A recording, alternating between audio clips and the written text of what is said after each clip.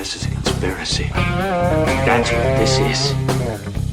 One big damn conspiracy!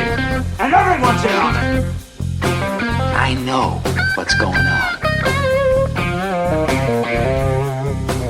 Did IQs just drop sharply while I was away?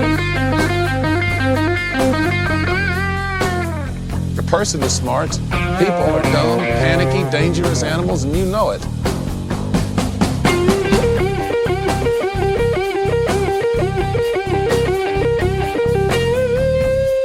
Did you see the memo about this? Just when I think you couldn't possibly be any dumber, you go and do something like this. Don't you see what this means? This is it! This is the beginning of everything! I've been waiting for this all my life! Welcome to episode 81 of your Missen the Point podcast, where we discuss the weird, the wonderful, and the downright bizarre aspects of life as we have conversations with people from all over the world. The Great Pyramids of Egypt have mystified mankind for thousands of years. Every major civilization has marvelled at their grandeur. From the Greeks to Romans, Napoleonic French, all the way through to the height of the British Empire. These people have argued their age, their purpose, and their means of construction. These mysteries have seemed to baffle mankind. The Egyptians themselves never recorded how these massive structures were built. This has left a massive part of their history in the dark, a place where people have floated ideas of ancient aliens, anti-gravitic technology, and even Nephilim incursions. The biggest gap in this mystery is left open is for the Grifters and pseudo-scientists to peddle their theories. Baseless claims that aren't rooted in science or history have become far too popular. Recently, underground scans depicting large structures below the Great Pyramid of Khufu have taken the truth community by storm. Once again, the post-truth age rears its ugly head, in which prominent well-known content creators choose to push easily verifiable psyops and fraudulent research for their own monetary gain. To help me look into this subject much more, I'm joined by friend of the show, Brandon Kroll of the Manna Daily Podcast. Welcome, Brandon. Hey, thanks for having me back on, Drew. No, mate, need you for this one. You've got a very different angle on this at the end, but yeah, there's definitely some chicanery going on with how big this story blew up in such a short period of time. Am I right? And it's not a coincidence when it did, and that's going to be partially what I touch on, especially being on the state side. I see a lot of different symbolism with our money. So, needless to say, I had to talk about what's going on with these pyramids because obviously this is part of the end game, and I kind of want to just bring out to people. I don't know if it's true or not, but I'm just going to show you some stuff that the occult believes and saying I could see where this could possibly be going, especially after some of the other stuff we've done on Christian Conspiracy Coalition. And this is going to be the great thing, I think, about this episode is we're coming from it from two different sides of a coin, but they're both inextricably linked. And this is going to be the interesting. I'm coming at it from a very rooted in science, some people would say a secular approach. But then you've got the spiritual, symbolic side on the other end of it, which I think they do meet in the middle somewhere. So it'll be interesting to see how they line up.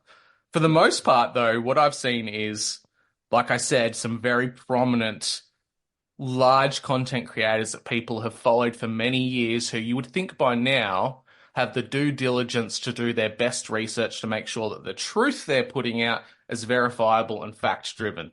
Unfortunately, what we're seeing is full-time content creators just grabbing onto the latest trend, the next algorithmic high, and riding it without verifying it, which is really disappointing. We deserve better truthers at this stage of the game. Unfortunately, we see the hook of the financial and monetary gain, the clout chasing, it takes over, and you can see when these big personalities start off at very humble beginnings and built themselves up, and you can see that point in which their dynamic changes and they are driven by the clicks and the likes and the content being big and prominent and the financial side that comes along with that. Well, yeah, I think turning it into a den of thieves is a classic trope because what are they doing? Well, it's like the what that was called when Christ was going into the temple. It was called at that time the bazaars of Ananias, the high priest, and he was making it quote unquote convenient by bringing the sacrifices in an area where it's like you don't have to go and do the due diligence of finding it yourself. We have a nice little selection here on display, and it kind of dilutes the whole experience of I am taking personal accountability for my sins by bringing said sacrifice to temple. needless to say, as well, now you're having the moneylenders doing their thing in his house. It's like you've inverted the whole intention of what my house of God is supposed to be, and we're still doing that today. That's what the occult would call Kabbalah. You're taking God's word and you're inverting and twisting your own interpretation upon it. You're creating God in your own image to make him palatable. And palatable, oftentimes, what does that do? Well, about the money. If I don't have enough money about this, and so you kind of sell, quote unquote, your soul to the devil, as we always hear with these celebrities in Hollywood. And it's like, yeah, because you've lost your integrity and self-accountability of having a standard. And that's what is dying to self daily, is saying, I'm not going to compromise and let myself basically become morally corrupt from what I'm supposed to be upholding as a representative and ambassador of the kingdom of heaven. I think we're seeing that far too much lately in the truther community, but to a greater extent, the Christian podcasting kind of communities on platforms that it's rising. Christianity has had this recent resurgence with this past generation or two. And unfortunately, they're tying in Christianity to aspects of conspiracy theory and the occult that aren't necessarily linked, but they're making connections that aren't there. And it's this strange attempt to try and get what's cool, hot, and sexy and tie it to Christianity because they know both are trending at the same time. If they combine the both of them, hey, that's great. That's buku bucks for us who are making the content, as they would say. It's deceptive. It's this weird thing where it's tantamount to bearing false witness. If at the end of the day, you're putting out information that you in your heart know is not true, it's a lie for the first one. Second, it's deceptive. Third one, it's actually dangerous to the spiritual warfare that exists because you're leading the flock astray. And these people, ultimately, they'll be judged on that at the end of the day. Not by us, by a higher power. And I think that's what they really need to be careful of. It's terrifying, and to do it so willy-nilly, like with a lot of stuff, even if you don't know, you have to state that from the get-go that I don't know, and don't go following this. And then that's the biggest thing is like, guys, I'm not in this for followers. I'm in it for doers. Do your due diligence. Research it yourself. I'm just telling you something your pastor didn't. I want you to go and say, hey, does this make any sense? So when you make it applicational, you don't get freaked out with things going on in the world. Because I'm trying to say, hey, don't buy this person. Don't buy that party. I'm trying to warn you. Stay in the straight and narrow. I'm not telling you with my stuff to follow me because I know it all, and then I sit on a stage with a suit like a certain BC guy that talks about all this freaking pyramid stuff and Tammuz and all this. And I'm like, no, that's not what this is about as a Christian. As a Christian, we're supposed to be helping build the ecclesia so that we're also sober and vigilant and looking out for who's going to be deceiving us. And I don't think we teach that too much in modern Christianity. No, not at all. And I think this is where I come from, the perspective that I don't throw science away completely. I think science is just a mechanism. As humans, we use to understand God's creation. And if we're not using all the data sets and all the pieces of evidence we can to inform our opinion, we're doing ourselves a disservice. And unfortunately, a lot of people aren't doing that. This is the biggest issue with this Khufu pyramid scan, is that the technology, the science of it, falls apart straight away. And if you'll indulge me, Brandon, I'm just going to go through some key points of the issues that I found in researching this research paper, ironically, very loosely termed a research paper. So researchers from Italy and Scotland have claimed that they found a vast underground, undiscovered structure below the Khufu pyramid, directly down, going 6,500 feet. For those of us with a metric system, that's 1,981.2 meters. A scanning system called synthetic aperture radar, or SAR for short, was purportedly used to gather the information on these structures. Sounds pretty scientific. They've used a scanning technology, but that's where it really falls apart from the get-go, the technology they've used. Some very big technological limitations with SAR. While it can penetrate dry soil and sand, the depths of its reach can only be done so in the tens of meters. Tens of meters. Not hundreds, not even thousands, just tens of meters. These scans were not taken by the Scottish and Italian researcher team themselves. This is second-hand data, so it's secondary or even tertiary information. They simply interpreted it a different way. They took someone else's scans, looked at the scans, and with a very large amount of artistic interpretation and imagination, they decided that these were large columns going down with spiraling staircases, which you can't possibly get from those scans. You can see that there's formations or things underneath potentially in these scans, and they've had a lot of imaginative interpretation based on this.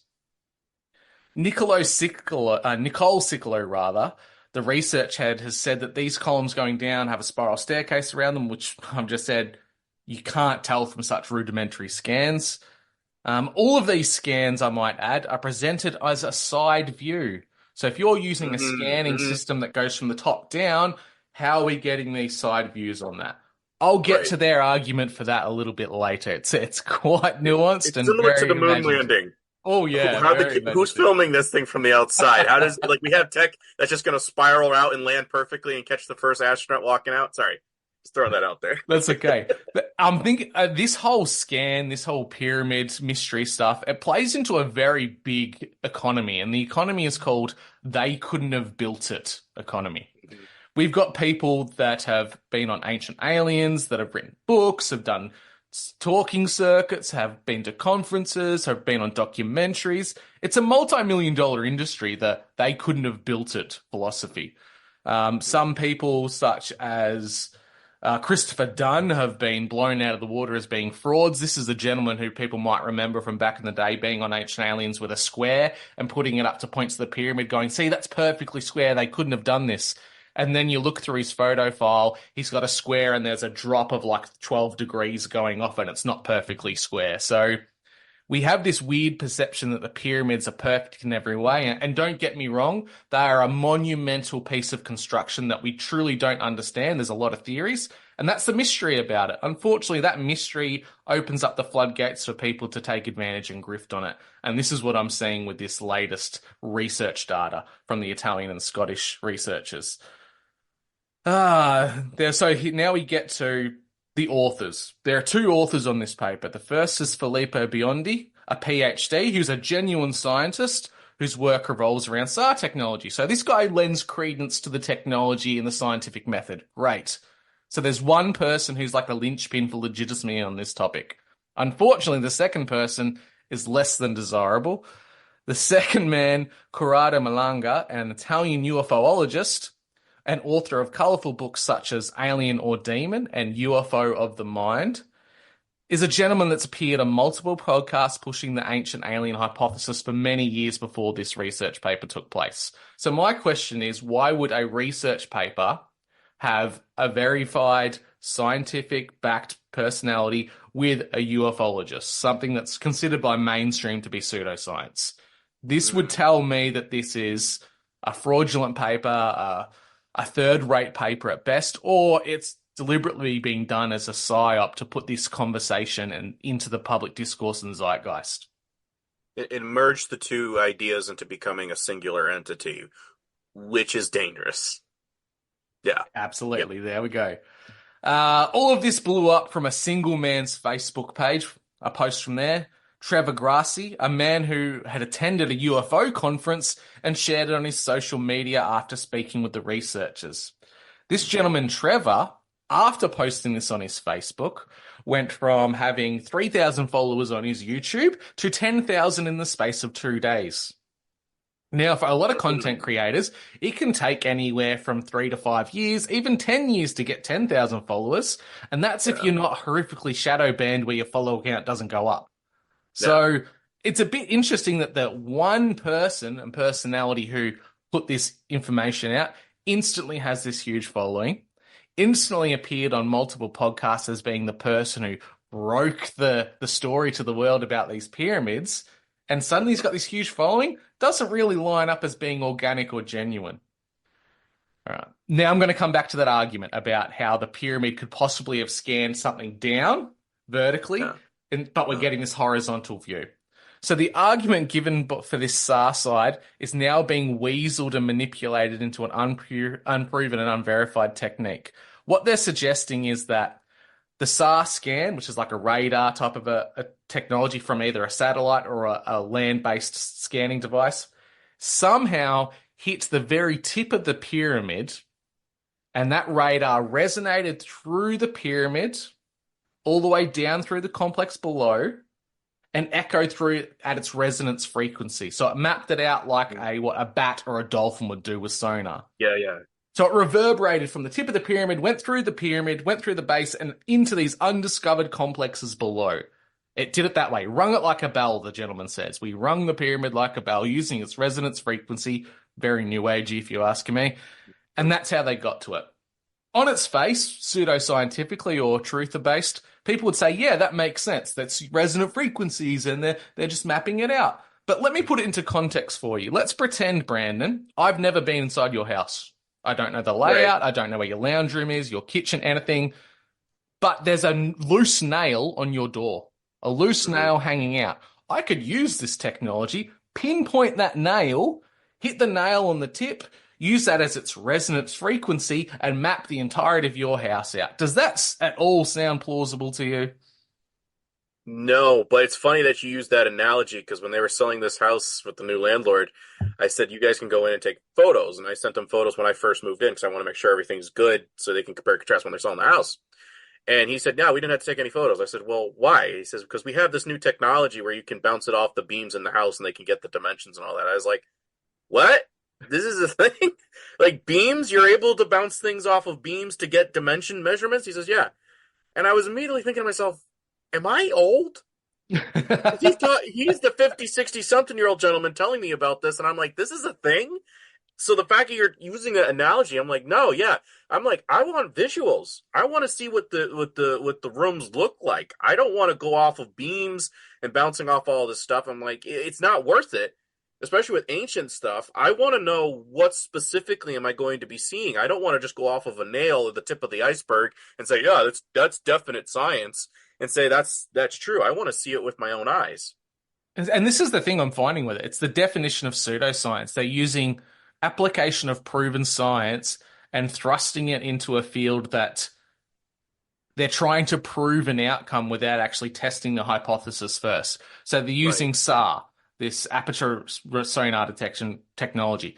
It works, doesn't work for the application they've used. That's why when you see they find these pyramid complexes and these temples in Latin America, they use LiDAR detection because that actually goes through the tree canopies, through the soil, and detects things underground. SAR doesn't work that way, so we throw the case off on that alone. Outside of that, they're twisting the technology into a proposed idea that we see in real life applications of other technology. So like you said, mapping of internal houses, governments of the world, builders, contractors have had this technology for a while now. Theoretically, you can do that with your house Wi-Fi. Your Wi-Fi signal sends up a ping, it's the inside of your house out. So they're giving these basic understandings that at bare minimum the truther community knows of because of conspiracy, and they're mushing them together to fit their narrative. There's never once been any kind of physical construction found under the pyramids other than tunnels. And there's a big issue with this because if there were those columns, they would have been found a long time ago physically. For them to go that far down doesn't make sense because the pyramids themselves are sitting on sand and bedrock. So whoever allegedly constructed this, the structures underneath are far more engineered and profound than what the pyramids could ever be because they go so far down, they're hollow, and they have staircases. It doesn't pass the pub test. If you were to tell someone in the pub about this, they wouldn't believe you. And that's generally how you come across fact and fiction. Unfortunately, I think they're trying to merge enough facts into this fictional tale to make it palatable. And unfortunately, the ruse has fallen on the truther community, and you have your big content creators that are hooking into it. You've got the ever popular ancient alien hypothesis people who are using pyramids and ancient structures to prove alien intervention. But now, unfortunately, you've got this grifting situation amongst the Christian community or the esoteric community suggesting that this was all fallen angel, ancient technology, and they're using this story as a linchpin without vetting it to see if it's true or not. I don't know who built these ancient structures. Nephilim, ancient fallen technology, could very well be involved in this. I don't know, but I'm humble enough to go, hang on, let's look at this story on its basis first before we start jumping to conclusions. Unfortunately, you've got some very big podcasts like The Confessionals coming out and putting all their weight behind it being ancient alien technology without vetting the story. really dishonest, pretty unpopular opinion from me, and people are probably going to hate it for calling out such a big platform, but they didn't do their due diligence on this, and they should do better. What's worse, you've got people who are attached to that particular podcast who did their own stories suggesting it was ancient aliens, people that proclaim to be very open to questioning and challenging ideas, and when you challenge them, you get an instant block, and you can't access their comments or their content anymore. So that leads me to believe that this story is a linchpin of a greater psyop to try and get the idea of ancient technology, ancient aliens into the zeitgeist and conversation of not just the truther community, but Christians in general. And I do believe you've got some broader information around the symbolism and esoteric side of things. Yeah, especially with Billy Carson. Like, when a minute I stumbled onto his stuff, at first I was intrigued. It was about 4 or 5 years ago before I could, fully vet. It's like, okay, interesting. Emerald tablets, this. As I kept digging into the emerald tablets, I was like, okay, so this connects with a Hermes guy. And as I kept digging, I found out Hermes connects with Tammuz and Baal, Nimrod's son. And I'm like, okay, hold up. That's not a good thing, then, that you're promoting this guy. I keep digging. Come to find out, the Hermetic Kabbalah Tree of Life at the very top is known as Corona. And that was a huge thing. And that's, again, now you're talking about. I have a question, though. This Khufu thing, is that in Memphis, perchance, Egypt? I believe. Let me double check. I'm going to double check. I thought it was the Khufu pyramid was named after Khufu, the pharaoh. So it's a part of the Great Pyramid complex. I'm pretty sure it's in Cairo, but I'll double check right now as we're speaking. Please go ahead. And the only reason I asked that is because when Elon Musk did an interview with Jordan Peterson, he says, "Yeah, our new god he'll come from Memphis." And he's like, "Oh yeah, okay, that sounds interesting." And Elon starts going, he's like, yeah, that's not really funny. Yeah, well, whatever. And he just gives this really weird, Dr. Evil laugh when he's talking about this. And I'm like, is he talking about Memphis, Tennessee? Or is it like a double statement that you're making there? Is there something, quote unquote, from Egypt that you're hinting at?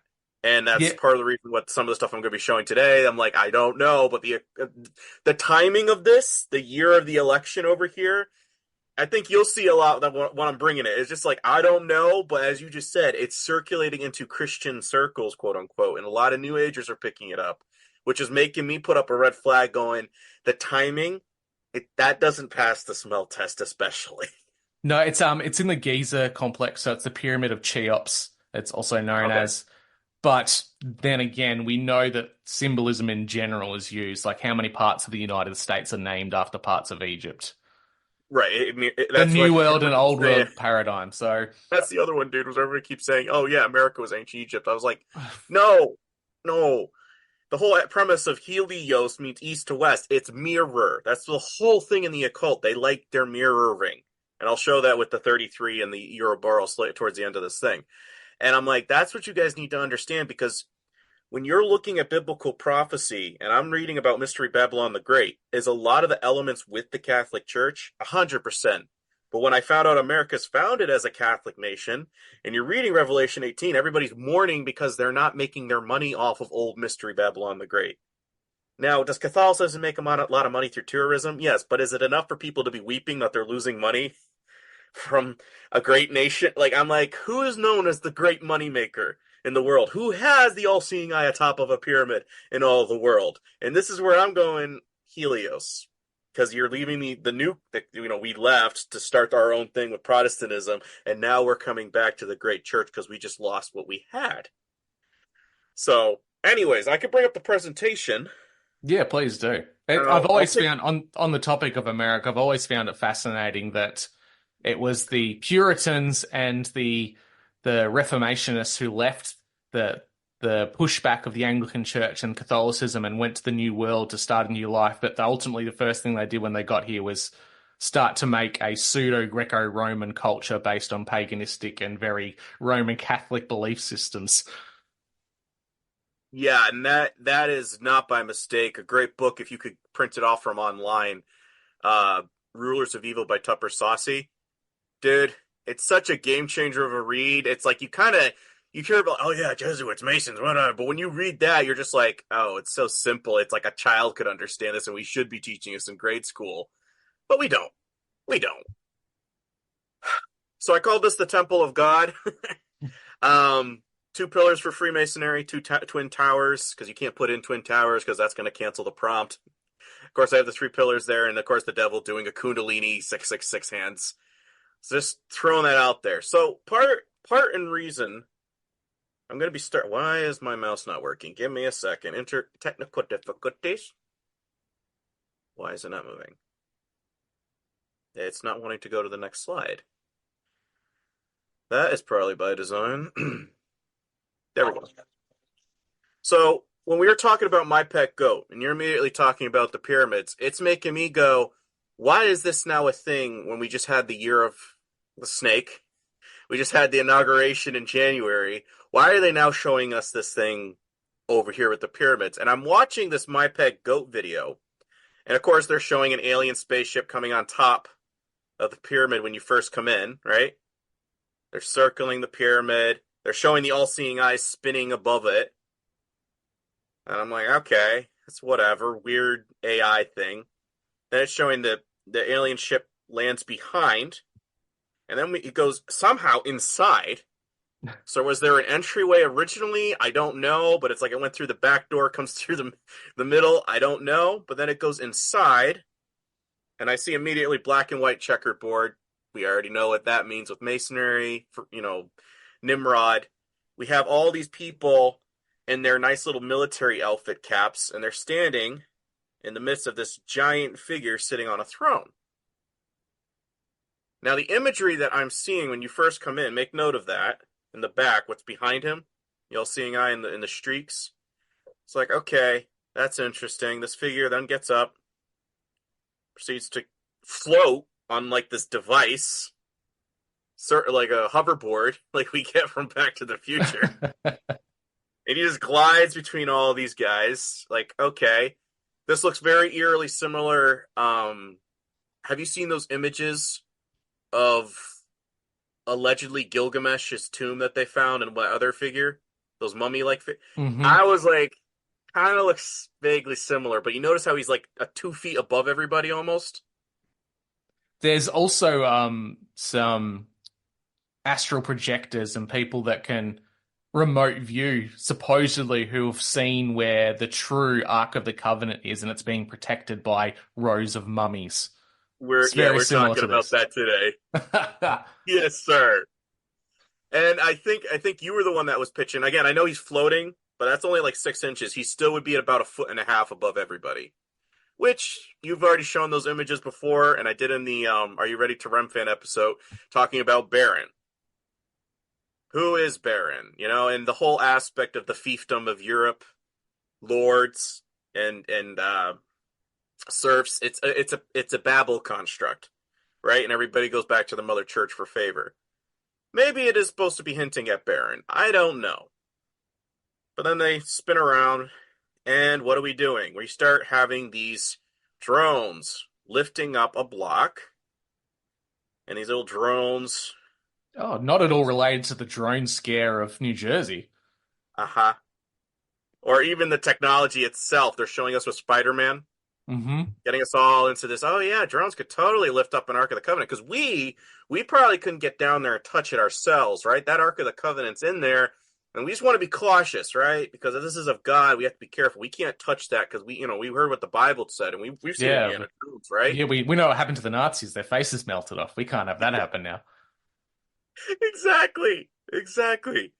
So you see them pick that up, and then they have this giant one. And again, I don't know what this is over in the upper right. Someone broke it down before. I can't translate that. Islamic. It's Islamic, that's for sure. Definitely looks that way.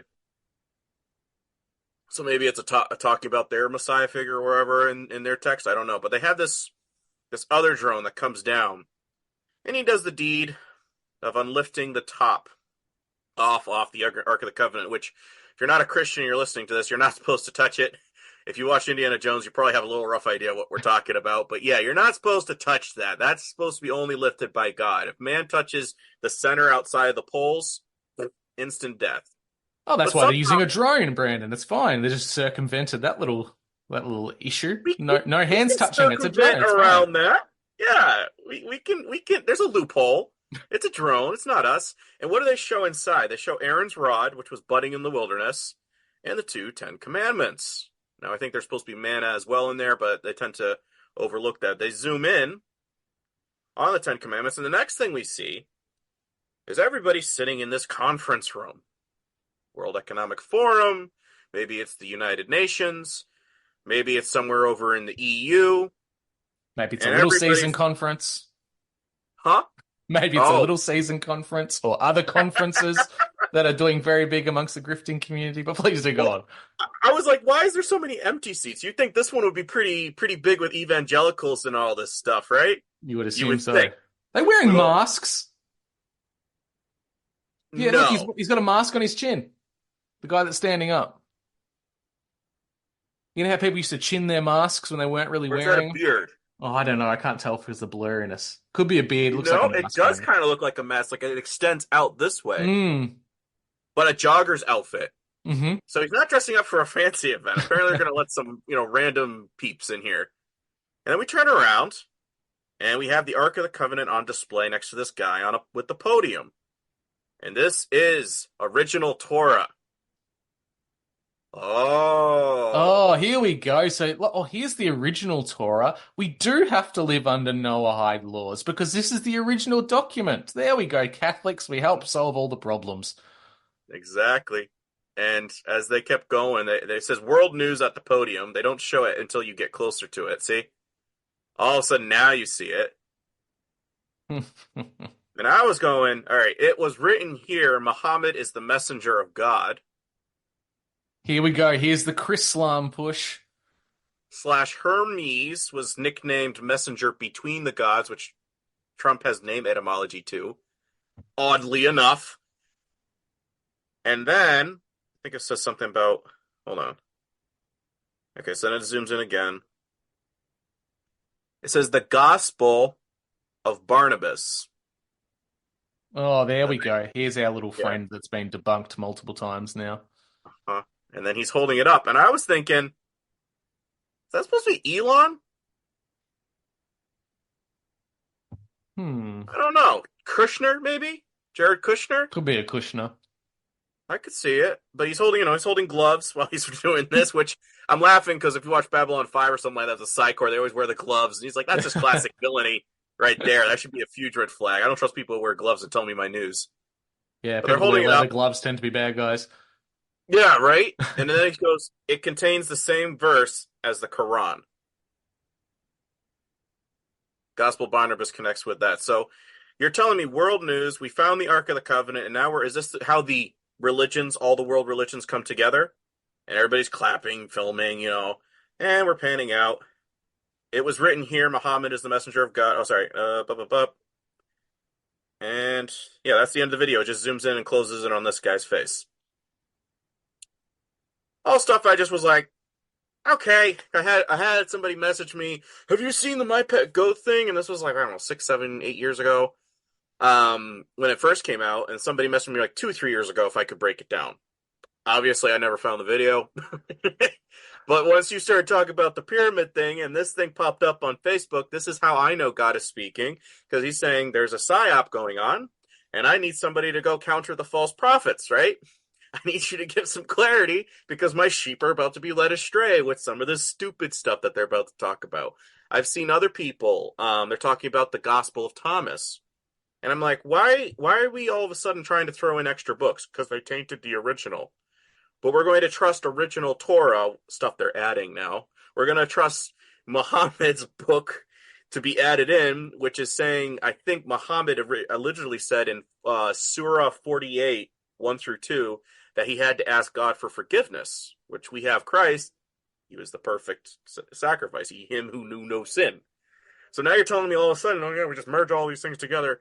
No. And as you just said, with Noahide laws, red flag. This is a wild thing here because this is very much, that video is pushing the idea of Chrislam, that Christianity, Islam are going to merge together for this one world religion. Very ironically, and this has to be God communicating to us, Roseanne Barr, the American comedian, TV show Roseanne, she came out on podcast this week pushing the idea that it's not Jews or Hebrew people that run Hollywood and the entertainment complex. It's Muslims and it's Chrislam. And Chrislam's going to be the greatest threat to humanity. And she said there's not one single person who really runs Hollywood that's Jewish. It's all Muslims and the Islamic Brotherhood. I'm like, okay, bit interesting because that's just not factual or accurate of reality at all. Secondly, she is a Jewish entertainer herself, Yes. and now she's suddenly pitching the conversation towards Chrislam being the issue. Interesting. Interesting that this video is now popping up in my life after I've seen that one.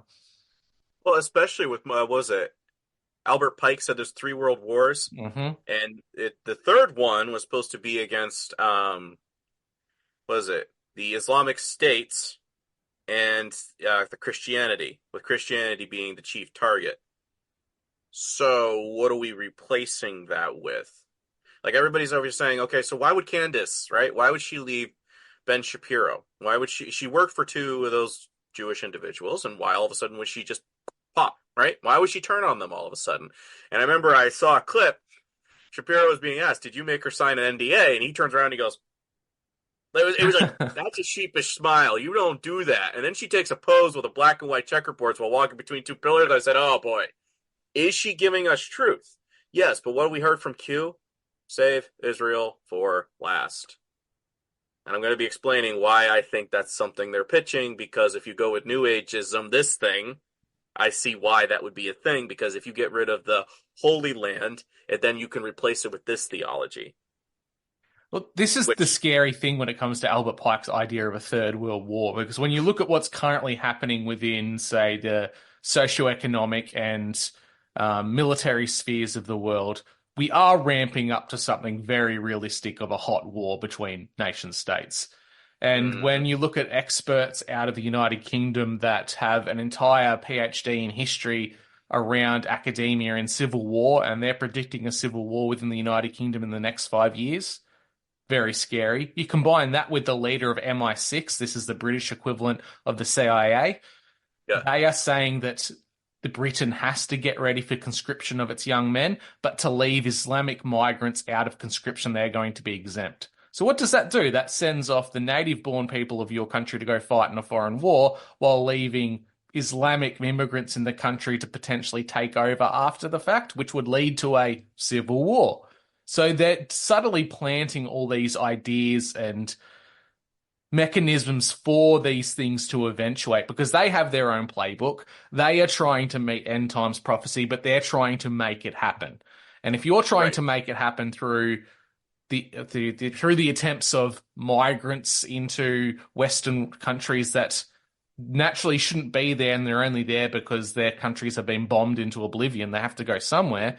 It's a problem reaction solution approach in which they're trying to bring about this Albert Pike's World War III. And I think it's plainly obvious for those to see.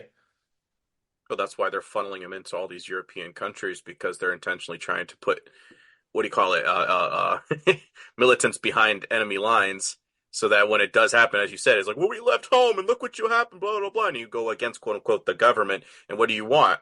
We need to establish something that listens to us. Right? Sadly. But I was immediately starting to think, when I was seeing the whole thing with the pyramid, right? I was thinking, this reminds me of that movie from 1972, Lucifer Rising. Again, you have kind of like these alien-like figures that are over the pyramids. The all-seeing eye is like, okay, maybe it's nothing, but they always are showing us in movies. Like a recent one that came out, Godzilla X Kong. Not again. Since when has X been used as the word and? Or versus. I've never seen that. Right? You had that little squiggly whatever thing that I can't pronounce for the life of me, but we have that in the New Empire. And as they're showing this trailer, I didn't even bother to go watch this junk. But as they're showing the trailer, what do they have? They have a beast coming up from the beast of the earth at the base of the pyramid. Right? And Dude, then it shows Godzilla. You've got to see that movie. It's filled with so much surface level conspiracy theories that they're just throwing in people's faces. It's like they're trying to propagate ideas for something to manifest later on. Well, I saw like a 2-minute trailer and I saw so much.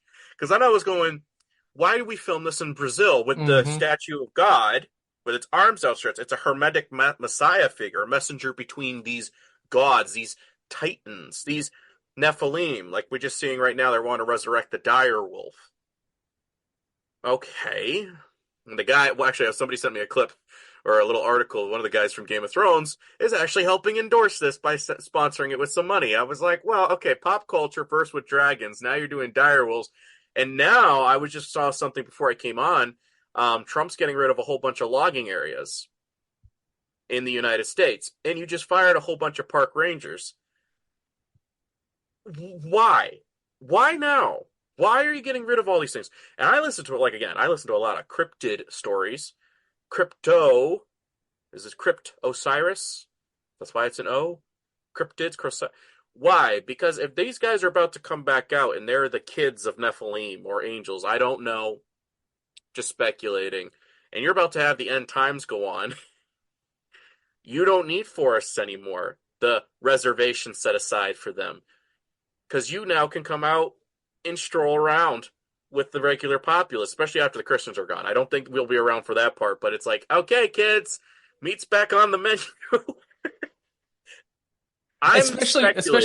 Especially when you're pushing out comic books and then adapted TV shows like Sweet Tooth, in which you see animal-human hybrids that are born all over the world all at once, that are walking amongst mankind, and you get this idea of the next step in human evolution is human augmentation, and people can argue that the start of that is the whole idea of the gender theory and changing one's body to align with how you feel as a person.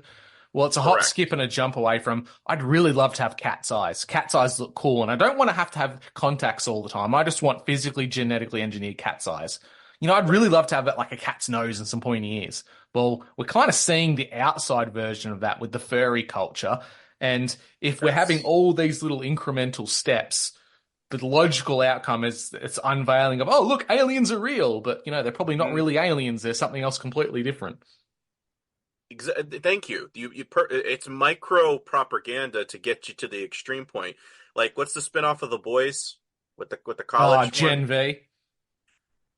Classic case in point right there. Oh, look, I got a cool little tail. Oh, look, I can do this. Right? There are Squid Game with this all-seeing eye thing that they're showing us. Come on. If it wasn't any more in your face, it's there all the time, dude. Catholic churches, sorry, Catholics, but it's there. Just start looking around. I went to just a local one for my uncle's funeral about 3 years ago, and I'm like, oh, I know what that means. Oh, my God, that's in here? I'm not surprised anymore because now I know what to look for. You know what I'm saying? It's in our pop culture. The all-seeing eye behind the Pope, aka it's the world, with an eye through it. Literally the eye or the Roman numeral number 1. I1, the God potential with what they're pitching, right? He's also wearing the Dagon fish hat, which is a Babylonian Sumerian fish god. Yes. Or Mitre or Mitra. It's only a phrase away. And for me, it's like, okay, Snake Eye, PayPal. That was something that popped up. Just won't be able to buy or sell.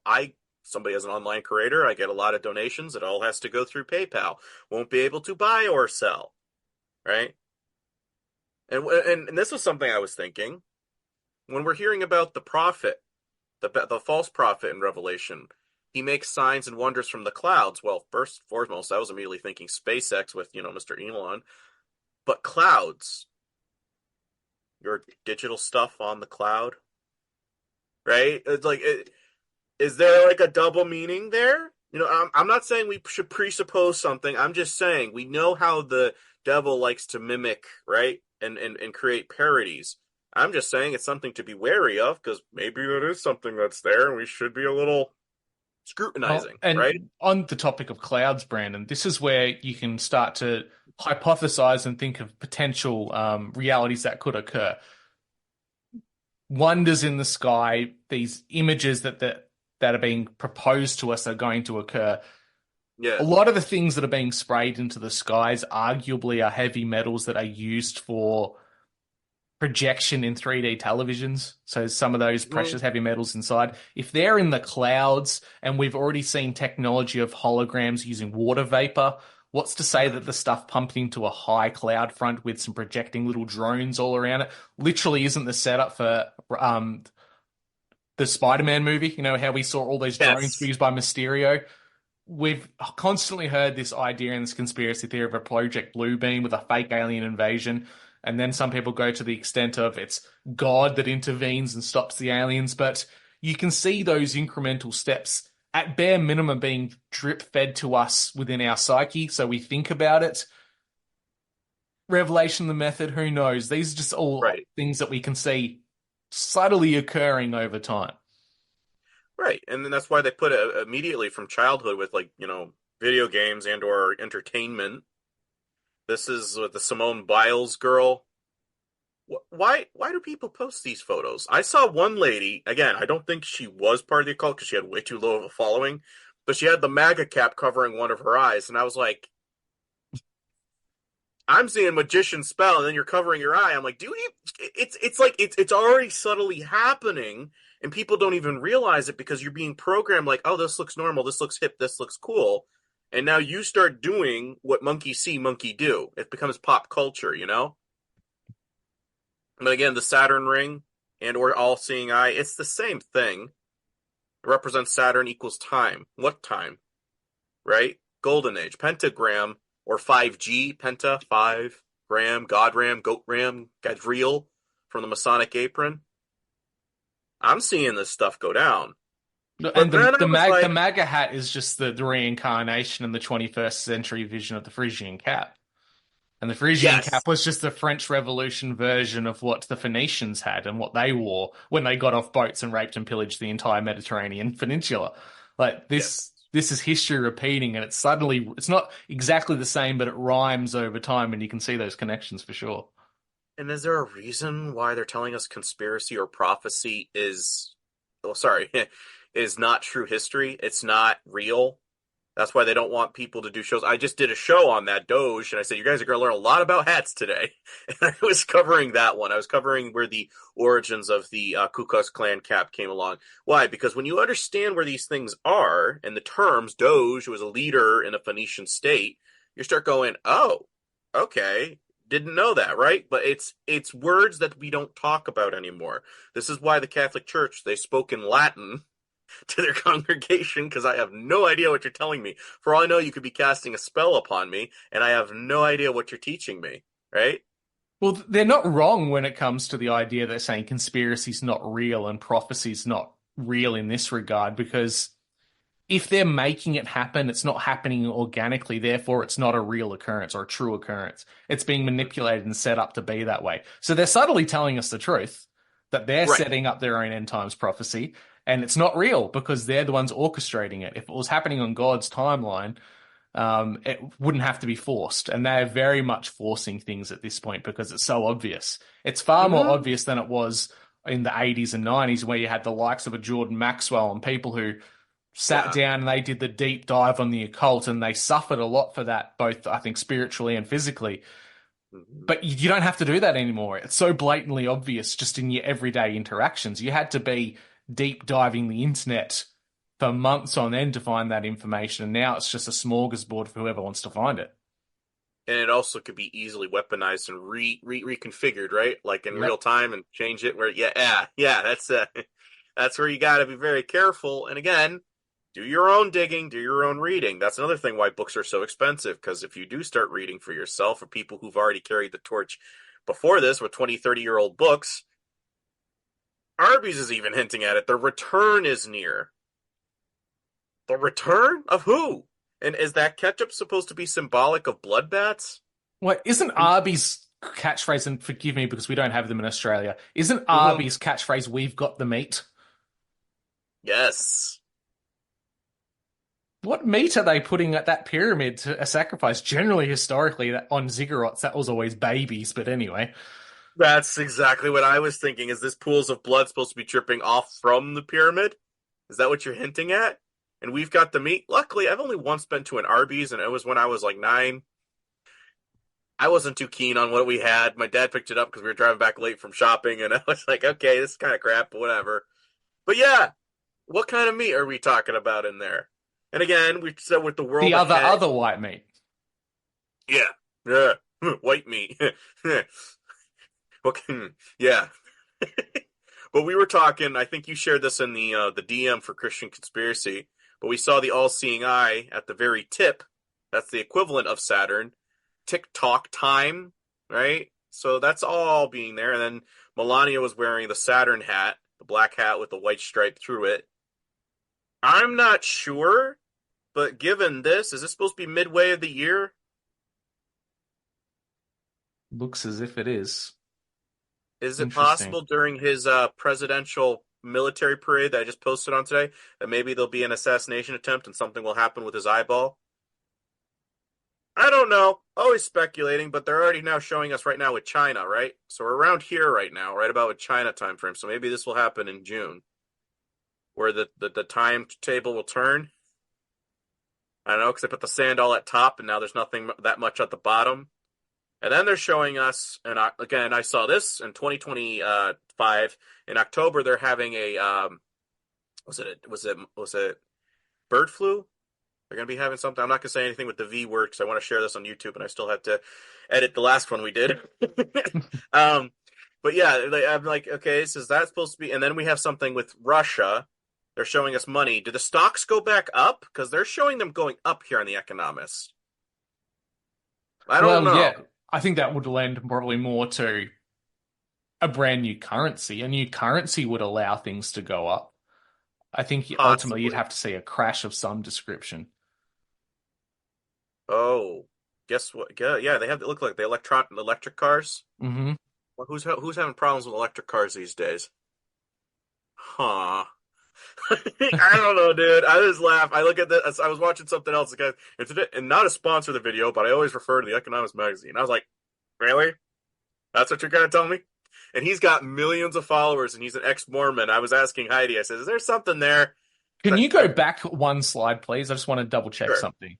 Sure. When we see this implement for administering certain medical procedures, next to a picture of the globe, it shows Africa, Europe, Asia, and Australia. Americas and South America are not seen. I don't know about you guys, but Australia is having an absolute conniption about bird flu, and we have had egg shortages for like nearly an entire year now because our flocks keep getting culled every time they find a tested bird with it. They have to kill all the birds, and they have to wait 4 months to be clear, and then 4 months again with testing outside. But conveniently, every time they go back outside, they find the bird flu again. So is this something that's mirrored in the United States and North America? So, yes and no. I know sometimes they're going after ducks and geese in Canada. I was hearing some farm, and they're all wearing these hazmat suits, like, we have to kill the birds, lady. And it's just like, but why? Like, you only found one or whatever that had it, and you quarantined it, and so now you're just going to kill all the healthy ones and stuff like that? We're starting to get better at this current point in time, but who's to say they're not just going to weaponize it and be like, oh, we missed this one group, and or maybe it's on your side of the world this time. Yeah, interesting. I don't know. I just found it interesting, and then there's like a revolution that goes on. It's going to be a fun year. It's going to be a fun year. Roughly, we're right about here now. We're about to tick into this. Who knows? Is that a rocket? Is that a nuke? Who knows? Well, here's another interesting thing. I'm sorry, because we'll just keep detracting, but these things keep popping us. I was looking. We see the chairman of the CCP there with a timer, and then down into a world potential medical event. Mm-hmm. The interesting thing coming out of China right now, I don't know if you're aware of it, is that there's 15 million people that have just disappeared. So the argument is one of three possibilities: that one, a lot more people died during the events of 2019 to 2023 than they purported. Yeah. Two, they grossly overestimated their population. Or three, that because of the one-child policy, they're experiencing all of a sudden population collapse all at once. 15 million people is a lot of people to be unaccounted for. So that it makes me think it's the two latter in that option, because the first one was this grand Psyop, in my belief. Right. So it leads me to the two, and the third one could be very viable as well if that certain nation state does have 15 people that are unaccounted for, and that becomes proven in the next month or so, that makes China look very weak on the world stage and an easy target for military operations, because China's strength has always been based on its sheer numbers. And if they are 15 million people short, that's their economy that's going to suffer. That's their population and culture that will suffer. That's their military that suffers. That's the manufacturing system that's going to suffer because they can't get any workers. And China's typically not the nation that opens up its borders to foreign workers to come in. So how are they going to boost their population and their people? They have to expand their borders and absorb other nation states. And within the last week or so, it's a lot of fear-mongering in my belief, but in the last week or so, the biggest trending topic on Chinese social media was that Australia belongs to the Chinese, that ancient Chinese mariners made their way to Australia, so they technically own it. So they're already pushing in this discussion point that Australia is going to be drawn into a conflict with China. And we saw that out of press leaks from the previous Biden administration, that the goal for the American military industrial complex and intelligence apparatus was to engage Australia with China in a hot war similar to the Ukraine and Russia, where America would keep funding us with weapons and we'd be at a stalemate with China in the South China Sea. So we've got this timeline coming around where we see war and nuclear symbols and global disasters on this world ahead of 2025. And these little things keep popping up in the news that's a little too coincidental for it not to relate to some of these images. I already saw, I think it was last year, you guys are having problems with subs, right? They're not going to have something equipable until 28 or 29 from what I was reading. 2040. We won't be getting these subs until 2040. It's like we're buying state-of-the-art fighter jets, state-of-the-art, which is like 2 generations behind what Americans and everyone else have got. Submarine deals with the United Kingdom and America that we won't get until 2040. Like, and subs could be obsolete by then. Like, the technology advances so quickly. We're spending all this money on war posturing against a nation that outnumbers us hugely to the point where it wouldn't even be a fight without American backing, which scares me if the plan is to get us bogged down in a hot war in which we're just lobbing missiles at each other and dying on front lines. Which, with the Olympics, they had that figure of the painting of the knight slaying the dragon, and the point of the spear was right at Australia. Mm-hmm. Good luck, mate. Dang. But dude, I don't know. It could be taken as 2 ways. The dragon could be China, the sleeping dragon, or the dragon could be the rainbow serpent of Australian mythology. Arguably a flying dragon of creation. A dragon is a dragon is a dragon. Mm-hmm. Well, we might not get off with that right away though, because then they do show America and South America over here with the nuclear eyeball. Is this the lady of the EU? Yeah, who just said that the European culture is based on the Talmud. Yes, I saw that. I was like, what the frick? You're not even hiding it at this point, dude. And I was at a game night, and the guy's now, he doesn't want me to come over anymore unless if I can keep talking spirituals. He said, I don't talk about it unless I'm asked. Shut up unless asked about it, right? And now he's saying don't come over. And I was playing the clip of verses that Charlie was endorsing about the Talmud with Christ. And when I asked him, I said, so are you supporting it? He says, no. I said, okay, so are you therefore, if you're not supporting it, I said, why would you be telling me to not play it anymore? And he goes, because it's not true. Have you looked into it? And I'm over here going, dude, we're this close to Noahide laws being implemented, and you're telling me something like this is not true.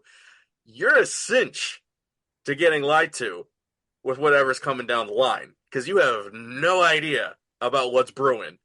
That was a great way to obfuscate that conversation that he did with the young guy that asked the question, because he essentially put it as the Talmud is a group of discussions about rabbinical law, about arguing what is true within their own theology. And some of them believe in it and some of them don't. It still doesn't take away the fact that some of them do believe in that.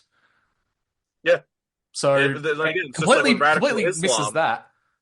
Right, and that's what I'm saying. It's just like with certain sects within Islam, there is a radical extreme. I said the Talmud's like the Sharia law on freaking steroids, except they hate Christ. very badly. And I'm like, this should be something we're concerned about. And they're just like, nah, it doesn't mean anything or it's not true. Okay, don't blame me when Noahide laws comes around because you're going to get what you're going to deserve. And that's sadly what they want. But we already know the New Age is satanic, but the serpent of light, right? Notice I find your inner light. And I'm chuckling. Because I'm seeing all this, the third eye thing, right? And they're over saying the third eye is like, oh, the bad guys, the all-seeing eye thing. You're like, right. So we're saying on one hand, that all-seeing eye thing on top of the pyramid, that's bad. We know it's bad. We know it connects with Satan. But then this is what you emphasize for your show, or you put up in your freaking bios as something you emphasize. Like, are you against the occult, right? Or you don't like Christ, but you're pro the symbols of the bad guy team. Oh, sorry there, Brandon. We lost you just as you started to talk about... Of course. As you started to speak about the serpent of light. Can you just back up and go back over what you mentioned? So yes, a serpent of light, and I was saying is that a lot of people, like we were saying before, with the truther community, they're saying that they don't like Christ, but we know for a fact this all-seeing eye thing is occultic. For Christians, we know it connects with Satan, right? If you're not very adept of what it all means, blah, blah, blah, you at least know, okay, it's Satan ideologies, right? Okay. But why is this the symbol you go for? Because I'm seeing a lot, especially in the West, it's a projection culture. Is they're more evil than me? I'm not that morally depraved. I like pointing my finger at that one as the problem. I don't take any responsibility for what I do. I'm going to keep doing my pagan practices because, get back to my roots before the U's get rid of it all. That's literally verbatim what I was hearing when they were talking about me on a show that I was mentioning earlier. I was like, hello? I can hear you. I know you guys don't know I'm in the chat right now, but I'm chuckling to myself. I said, it's not me. I'm telling you biblically what was grieving God's heart by unraveling and unpacking symbolism-wise what was more than just Baal worship of sacrificing kids. What were other elements there that the prophets were constantly condemning and the people weren't implementing, right? That's the thing, is I'm not speaking on behalf of me. I'm telling you, anthropology-wise with symbolism, this is what they still believe today. And we still have the Adamic excuse back to the Garden of Eden of saying it was her. It was the serpent. Guys, just be frank with me. Did you do it? Take accountability. We don't have that anymore. So I'm not going to be angry with you. I'm just going to be disappointed. But please just tell me that you made the wrong choice. It's like how you deal with kids. The kid that's got chocolate all over their face. Did you eat the chocolate? No. It's okay if you did. We all make mistakes. You just need to tell me the truth. No, I didn't. Now there's the consequence because you chose to lie. Right. There's chocolate all over your freaking lips. Yeah. So the interesting thing that I find, Siri, which we just had this thing with Amazon. I'm not sure if you guys had that, probably with your communist Australia. They just passed a thing here in America where now basically, what is it, Alexa? That she can now record everything going on in the household. And there's nothing you can do to opt out of that. I said, very odd timing, very technocratic in nature. Why would you want to be starting to record what goes on in people's homes? And again, it's like we let you know, but people are not going to get rid of their Alexa because we've been programmed. It's a convenience. So why would I get rid of said convenience, right? But Siri, spelled backwards, is iris, which means eye. All-seeing eye, right? They want to know everything that's going on. Very Orwellian, is it not? So, when you were talking about the pyramids, and I said maybe that's Elon, maybe it's Kushner, all I know is that he has said something before, and it was published in the Jerusalem Post, that Elon Musk sparks controversy with latest tweet on pyramids and aliens. Now, I took that with a little bit of okay, whatever, Elon, I don't really like you anyway, but that's what you're thinking, and then he retracts his statement, and he says, okay, somebody posted something from their BBC thing, and I respect that article, whatever. But he threw it out there, right? And he's got a huge following. So it's again, implanted in pop culture. Then I took a screenshot from Elon Musk's Dark MAGA Assemble video, and in the upper right-hand corner, as we're watching it, I said, wait, whoa. This is going really fast. It's like a whole much symbolism within 2 minutes and like 30 seconds of a video. And I said, what's this? In the upper right. That would look like it's supposed to be the Christ. A Christ figure with a halo next to an all-seeing eye. with a portal opening up. And I'm thinking to myself, Elon, and then what we just had with the pyramid, and we're seeing a portal opening up, and we're seeing a Christ figure. It really makes you start scratching your head. Have you seen this video? No, I haven't. Yeah, it's worth the peruse, dude. I think another guy did it for a shorter version if you're looking for like 30 minutes. Herding humanity, herding as in herding cattle or whatever, on YouTube, and he was breaking it down, and it's a very authoritarian, and they're going like medieval authoritarian, like we said before, with medieval Deathbolt and stuff like that, and a lot of it is zombies. They had the Attack of Titan going on in there. They're kicking down doors. I was like, this is already going on with ICE, and we know this is only a matter of degree. I just read something today. Christy Noem says they're now going to be moderating immigrants' phones for anti-Semitism. So if they're doing that with immigrants, And you 6-8 months down the line, you're not going to do it on our citizens. And you combine that with the likes of Alexa or Home Google or all these little devices for convenience in your house that are now recording, and there's things in place in which we see fascistic types of undertones where private corporations and government are working in unity to push out their platform and their reasons. If it's an attack on anti-Semitism or reducing anti-Semitism, well, all they have to do is go, all right, Google, Amazon, we want all your recordings of every time someone says these key phrases.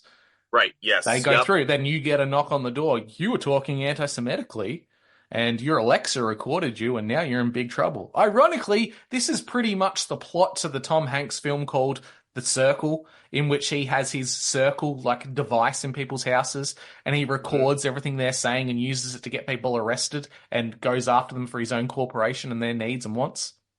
Like, this was made back in 2017, and now it's essentially happening and being put out by the government that, yeah, this is going to happen now. Dude, it's not a coincidence. I'm telling you, it's so easy to see as a Christian. And then, like, again, Tesla, all set when you say it backwards. Like, who's to know? Alexa, if you say it backwards, is it Ax Ellie or Ax Ella? I don't know. Maybe there's something there. Ax El means Lord and with an E at the end. I don't know. I'm sure if we break it down, we're going to find something. I was breaking down, saw a guy, Clay Lee, on Facebook. He was breaking down Constitution, basically saying you consented to this, is basically in rough Latin what it translates to. You chose this. No, I didn't. I wasn't behind the closed doors with the founding fathers who stayed up several late nights to orchestrate whatever's on that freaking piece of paper. I wasn't there, but you consented to it because you keep voting for it. Now, hold on just a minute. I'm voting for the lesser of two. Right? You start arguing about it, but it's like you are putting your energy into man, right, to find the solution. Where a man of God is to be under the headship of God. Oh, what did you find? Alexa backwards, Alexei, or whatever the pronunciation for that would be, it means small oak tree and source of life. No! Which is a variant of the Hebrew name Absalom, which means my father is peace. And who's the peace bringer at the moment? Donald J. Trump. Dude! I'm telling you, dang. I had a hunch and that just confirmed it. I think Elon has some kind of name etymology to tree too, like a strong oak or whatever. And I'm again, when I hear mindset, again, mind comes from thoth, where we get thought, right? Ment, mind, men, whatever, government. Mind's eye. There was a preacher at my old college, and he'd say that phrase often. He says, sometimes in my mind's eye, and I made a meme saying he's Illuminati confirmed for such and so, and kind of went viral for a little bit, but I was chuckling because it's a phrase that we often hear. But it wields dominion over the physical avatar, which is a big thing these days, right? Create your own little avatar, channeling its desires into the fabric of the simulation, which is a big word of matrix, simulation. These are terms in the Kabbalah that we hear a lot of truthers talking about. It's like you're talking about something you don't know. Be very careful. You mustn't read from the book as we get from the mummy, right? Unless you know what you're going to be resurrecting with your words. The head, symbolizing heaven, serves as the throne for consciousness, as it houses the seat of perception, the eye. Our consciousness transcends the confines of the 3D matrix, existing in a realm of true reality beyond the material plane. Now, as you are seeing here on the screen, the Star of Remphan and or Star of David, this is basically saying this is how we achieve divine man. We converge all the elements together, and we will become our own gods. What did the serpent say in the Garden of Eden? You shall be like gods. What is this? What is they pitching these days? I'm a star seed. Star seed. Okay. It's the same lie. It's just modified, adapted. And what are they trying to do? They're trying to bring it about to bring back to Babel 2.0 to go back to war against God. But what do they have to culturally get us back into? This is normal. This is how our ancestors did it. Yeah, and that's how the flood came around. Well, on top of that, like we've got the use of AI today and like ChatGPT and open source AI. When you overlap that symbol on top of itself, the center of it is the Star of Remphan, or as people would know it as the Star of David. It's literally there. And what does AI give us the potential to do today? It gives us the potential to speak with anyone of any tongue on the planet. It brings us back to a pre-Babel language, right? We can all speak in the same language because we've got this artificial intermediary, which is kind of circumventing the idea that our languages and our tongues were scattered so we couldn't communicate with each other. Well, now we've got a device that does that for us. It's an intelligence that isn't made of God, it's made of man, and its symbol's literally the Star of Remphan. I have never used it, that's why I don't know, but yeah, it does not surprise me at all. Pineal gland, there's something I found interesting. The word aeon, and I was combining this with Zayon, Z-A-Y-A-N. Maybe that's the root word for Zion, Zionism, Zion. And I'm connecting that with the mark of Cain. Maybe that's the lightning bolt, quote unquote, that he got on his head. That was the mark, hence Harry Potter, right? And the lightning bolt was so popular in the occult, hence Zeus throwing his lightning bolt. Maybe there's something there. But aeon in and of itself means the eye or the organ of sight. It reverberates typically to the pair of spherical bodies. Article of talk means nothingness. In Hebrew, that's another word for eye. I was chuckling, I was going, so in a sense, in Hebrew, God's kind of saying, even if you think what you see, you don't really understand what it is you see. Because even the angels, so imagine you're sitting up there and you're seeing God creating everything, poof, poof, poof. And they're still over here going, how did he do that? I don't know. You want to go down there and try to explain it to them? Sure. But we don't even know. But they create all these signs and symbols, and they're telling us, yeah, we know how it's done. No, you don't. You only got a glance at the blueprints in the mind of God, right? Mind of God. And that's what you want to replicate. You can mimic, but you can't create. That's what the occult is trying to do, is create God in our own image, or take his word, right? That's what you're trying. If I kill Christ, I kill a part of God, because that's the word of God, as we get in John 1:14. So if I kill God's son, the word of God made flesh, I win. He comes back as the way, the truth, and the life. He's resurrected. My heaven and earth will pass away. My word will never pass away. So I can't even kill God's word. Right. And this is how everybody's going to be saved, because they follow God's word. Dang it. But it's so simple, dude. But people are overcomplicating it because you're trying to put your own perception, your sight, onto something else that is not what God had intended. Just follow my standards. And we trying to overcomplicate it because you want to get backstage? You want to know what it's like to be like the mind of God? Be like the gods? Yeah. No, we don't need to know that. We have our own realm, and I love that's what you have a very healthy skepticism, but we have a certain district. It's interesting to entertain cryptids. It's interesting to entertain the UFO talk. At the end of the day, is anything that you're listening to or watching and stuff like, is that going to be beneficial when you're witnessing to somebody? Now, if you're healthy enough and you're experienced enough in the faith, yes, you can entertain that stuff because you actually know where it's all coming from and you don't need to get all freaked out. But some people, they make that their life. That's all you know. Yeah. And they're the Bigfoot guy or they're the alien guy, and that's the only realm they look at. Right, and then it's scary because then you've consolidated your potential only into this particular field. So when the Great Deception is happening, you have no idea because you only have 1/10 of the puzzle. It's scary, but you should expand upon that as a Christian, right? Because you want to grow in your faith. You don't want to be an adolescent all the time. Until I see Bigfoot walking out of the woods wearing a Mason apron and a Frisian hat, holding hands with a grey alien throwing up some 666s, I don't think it's terribly important. Interesting, yes, you can connect some dots with other things, but I don't think it should form the breadth and body of someone's entire work. Right. It's like, I think this could be that, but again, if it was important for us, we would be in contact with it on a frequent basis. Obviously, it's not at this time. It's going to be, but I don't think we have to over worry about it. Except for the people who are going to be down here. You should have tried to find out where they came from first before to try to figure out what are they.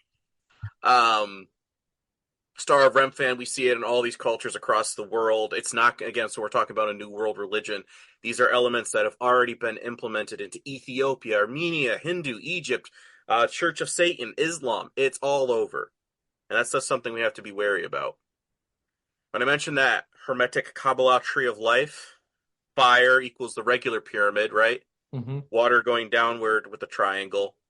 You have upward with a little bit of a slash through it, so air, which is immediately what I was thinking when I saw this. The all-seeing eye, it's separate from the pyramid, and Satan is known as the prince of the air waves. 5G airwaves, okay. And then earth, downward with a slash through it. Maybe representing Sheol, right? If you love the things of this earth, you're going to be thrown down there with the rest of them. Because that's what you desire, right? You've made that your point. And think about the symbol of air there, where it's very reminiscent of the all-seeing eye and the pyramid of the US dollar. Mm-hmm. That idea of the eye symbolism being connected to air, well, what are we seeing the modern marvels of the world depicted in? The air and the skies. We're seeing Skylink. We're seeing the idea of projected images in the sky. We're seeing drones. We're seeing these holographics that are air-based marvels that if you're someone of the past and you're having prophetic visions of the future, you would assume that they are marvels of magic or mysticism that are being used, not brick and mortar technology that's been reverse engineered to emulate something from the past. Right. Absolutely.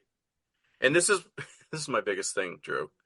I'm seeing these people, they're good intentions, they're sharing truth, but it's so much from the hip that it scares me, because then I see the grifters come along, and somebody who thinks they know because they saw one truther page share, oh, look, creepy 66, here's a number.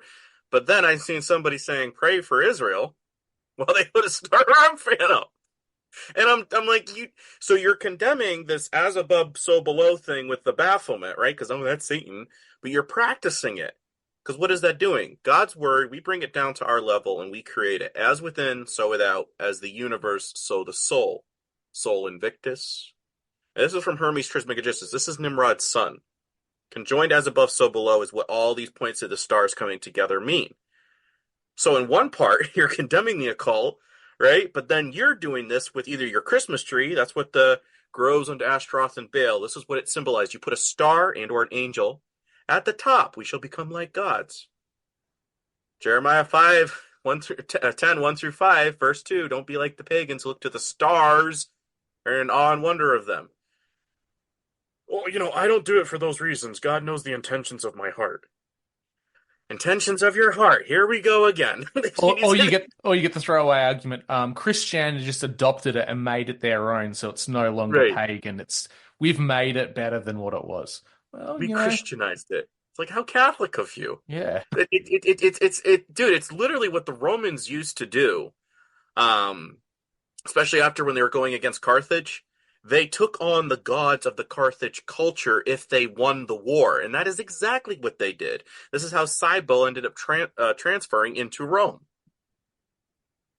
So people, it's kind of like if you're appropriating the gods of another culture, or this halo thing comes from Horus in Egypt, and you're now bringing that in to represent the Son of God, you're putting your own definition on things. The cross. Christ conquers that symbol. That's not a symbol of Christianity. That's a symbol of the occult. You fold it up. It's a Kaaba cube. It represents the same thing as this. And it has all the star signs all over it. In Gnosticism, when you look it up. And then there's like, it's not what it means to me. So pick up your cross.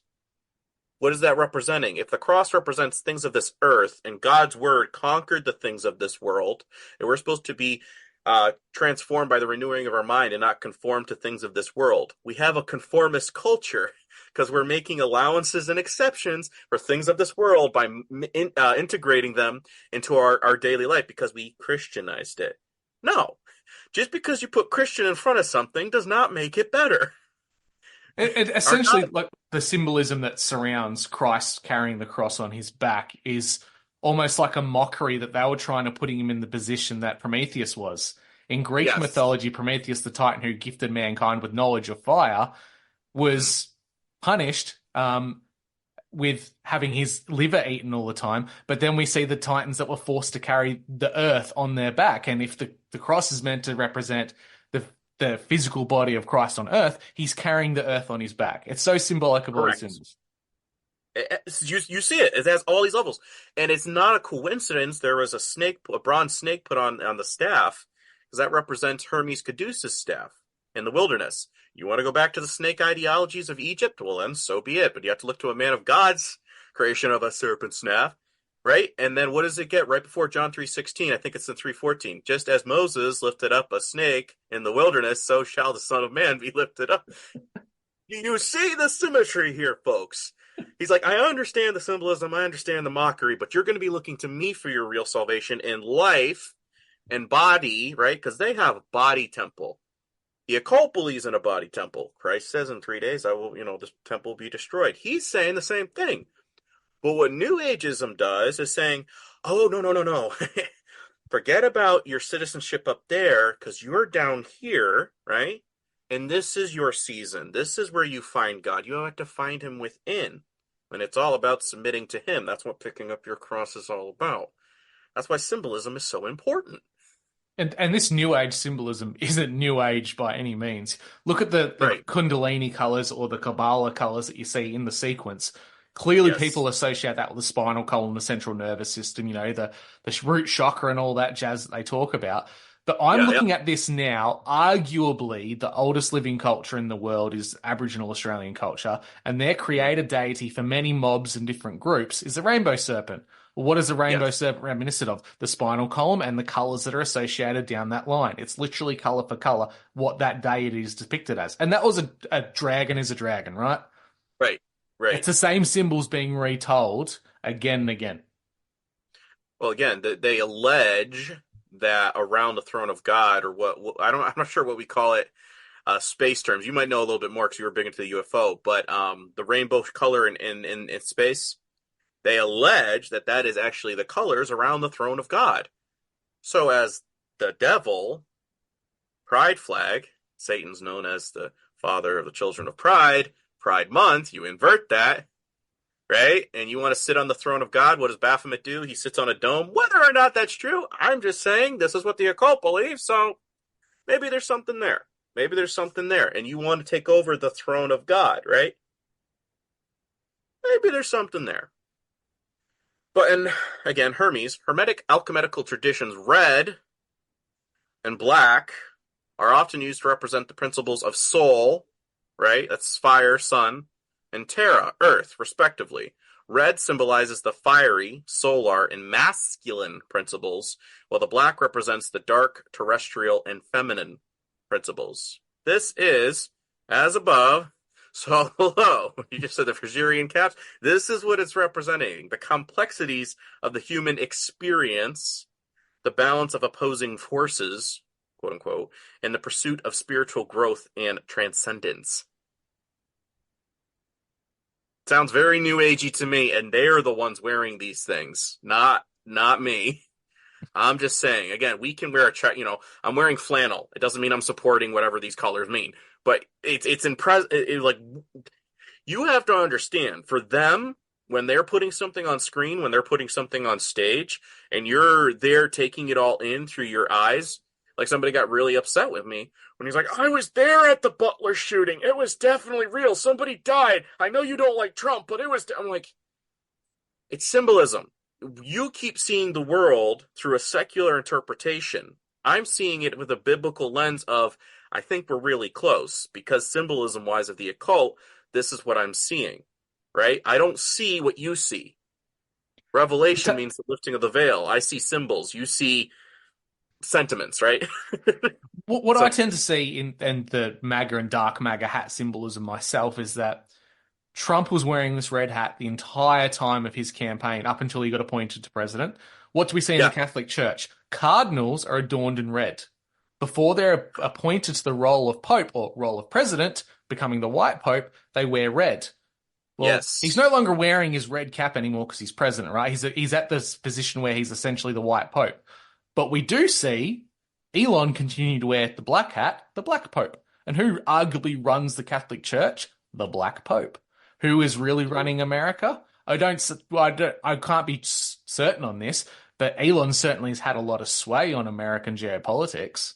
Yeah, and Doge means leader. I don't know, and Trump's actually been wearing a white cap lately. Oh, well, there you go. And what did we have? We had Elon's son literally in the White House going, "Shut up, you're not the real president, you be quiet." Right. You're just a mouthpiece. Pull out Netanyahu's chair again. Dude, it's like, and this is me. I'm like, I'm not left, I'm not right. I'm just chuckling, going, guys, do you see how silly it looks? It looks so silly. Freemasons be like, we don't worship Lucifer. I'm not going to read all of that. Just the last line I found very interesting. Because it says a southern jurisdiction in Charleston, South Carolina, upper center, is representative of the symbol of Satanists of the 33rd degree, Freemason Aleister Crowley, when he signed his name Baphomet X. Now, well, who names everything X? And who was wearing a suit nicknamed the Devil's Champion leather armor? Now, it doesn't say Satan himself. It says champion, the Devil's Champion. 2027, he wants to have an army of robots going on, and that's the year of the goat. All I'm saying is years ahead in Google, whether or not true, it says Armageddon is supposed to be in 2027, and there's supposed to be a special announcement in regards to Trump on October 2nd. After his ear clack clip, there's a rabbi that said that.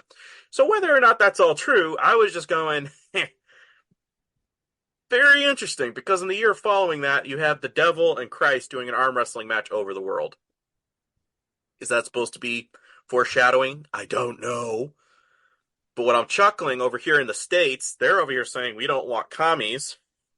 And yet, Elon himself has stated that AI will bring universal income for all. A equals 1, I equals 9. AI equals X.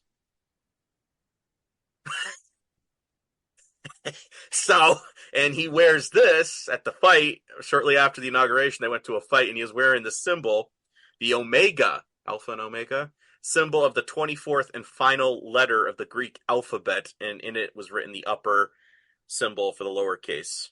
The end. Right, and that symbol upside down is an inverted McDonald's M sign. Which is supposed to be a sign of Baal, and in the dark magic book of the occult, it's supposed to, they're just, again, not me, this is them. The apostolic. I'm just saying, I could be wrong, but if the false prophet thing is true, this is what literal evangelicals are saying right now about Trump and Elon. It's only like a 20-second clip. Clarity that's coming right now is coming from King Donald Trump, but it extends even over the church because he is a fellow believer, and every single one of his values that he lays out there are biblical values. Apostle Trump. Yeah. Let's go with Prophet Elon. There are some things the Lord showed me. Archangel Michael is working very closely with Trump. Archangel Gabriel working very closely with Elon. So if Elon is communicating with anything to develop his technology and push his platform and his company, I dare say he's not communicating with Gabriel or any of the archangels. I think he's communicating with something a little bit more spicy. A little bit more nefarious. Especially he said AI will be our God and it'll come from Memphis. Hence, again, going back to the pyramid, are you talking about Memphis, Tennessee? Or are you talking about Memphis, Egypt? And it's not funny, but why are you laughing about this? And then the Oracle guy, Larry Ellison, who's in charge of the Project Stargate, he was talking about, he says, we're going to have monitoring with drones and they're going to be everywhere in every city. So let's say like in the city of Memphis. Why out of all the cities in all the world, that's the exact one that you used when you're referring to Oracle, right? What I'm finding interesting is the Israeli Supreme Court has this turquoise all-seeing eye atop of it. It was built by a Rothschild. But then I find this Ark of the Covenant replica at Mar-a-Lago. Again, this is for visual. I know you already know about this. and you have this, this O'Keefe guy standing next to it. And then it gets shipped to Israel, allegedly. Is this going to be a replica that they use? Because we already, again, in stateside, we already had a thing where Mr. Biden was getting his special elixir for his arm, and they were showing. Somebody took a side shot, and you see the studio of where they were taking this. They made it look like it was in the Oval Office. So I'm just saying, who's to say they did not construct this, and they're going to put up this huge theater event for our entertainment, make us think it's the real thing when they're unveiling it. And obviously, if they're opening it with drones, it has to be the real thing, right? Because this is how cool we are, dude. Odd choice of architecture for the Supreme Court in Israel to have a pyramid in it, right? That's like being the victim of something, then continuing to traumatize yourself with imagery of it. Right. It's like, this is the guy that assaulted me down the street. I'm going to have a photo of him up in my house all the time. Bit strange. In 1832, they bought the Vatican Bank, and there was some guy that was somewhere in Europe, and he was writing a retraction. He says a Jew now controls the throne of God or wherever on earth, and everything like that. But I was over here going, so if he has connections with money, and we know that it connects to the 14-something royal secret society families with every single thing on the dollar bill, whatever, yada, yada, yada. Why is that the symbol of a court? A court. Does that have anything to do with Noahide laws? The high Sanhedrin court? And the champion of Noahide laws going to a Sanhedrin thing to implement these things internationally? And a ChatGPT answering a guy when he's talking about it on the phone, saying, yeah, that's where he went. He did do that. Right after he gets elected into office? Now, I know you already shared this with The Economist, and they're doing a compare-contrast of 1988's the Phoenix sitting over a wad of cash as the money is burning, right? Then they have Trump burning the money in 2025 with gasoline. It's like, yeah, well, is that supposed to be symbolizing, burning the economy of the gas industry? Or is he talking about literally burning the economy? Who's to say? But this is the symbol I found on here from another page with Grok. Which is a big thing with Elon right now. And Stellar, which is crypto. So I'm beginning to suspect more and more, again, crypto. I highly suspect it's for Osiris, right? Cryptosiris. And as we said before, a reference to Bitcoin is what this is supposed to represent. The Phoenix. You mentioned the Phoenix coin, right? Coming back from the brink. I could easily see this because bunch of imagery with Trump and phoenixes are all over the place. America's known as the land of the feathered serpent and or Tortoise Island. Tortoise is affiliated with Hermes. Trump has name etymology to Hermes. So I'm thinking to myself, he's not that far-fetched. When we saw this thing over in Italy, the all-seeing eye in the parade of the God, and I kid you not, this is the name of this animatronic thing, the God Emperor Trump.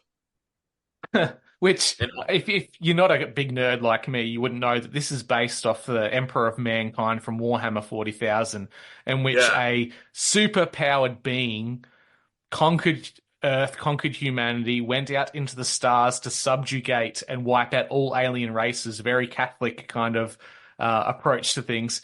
He ends up semi-dying because he got into a fight with a demon, and he sits on a golden throne in which he daily absorbs the souls of psychic people to stay alive in this kind of zombie state for all of time.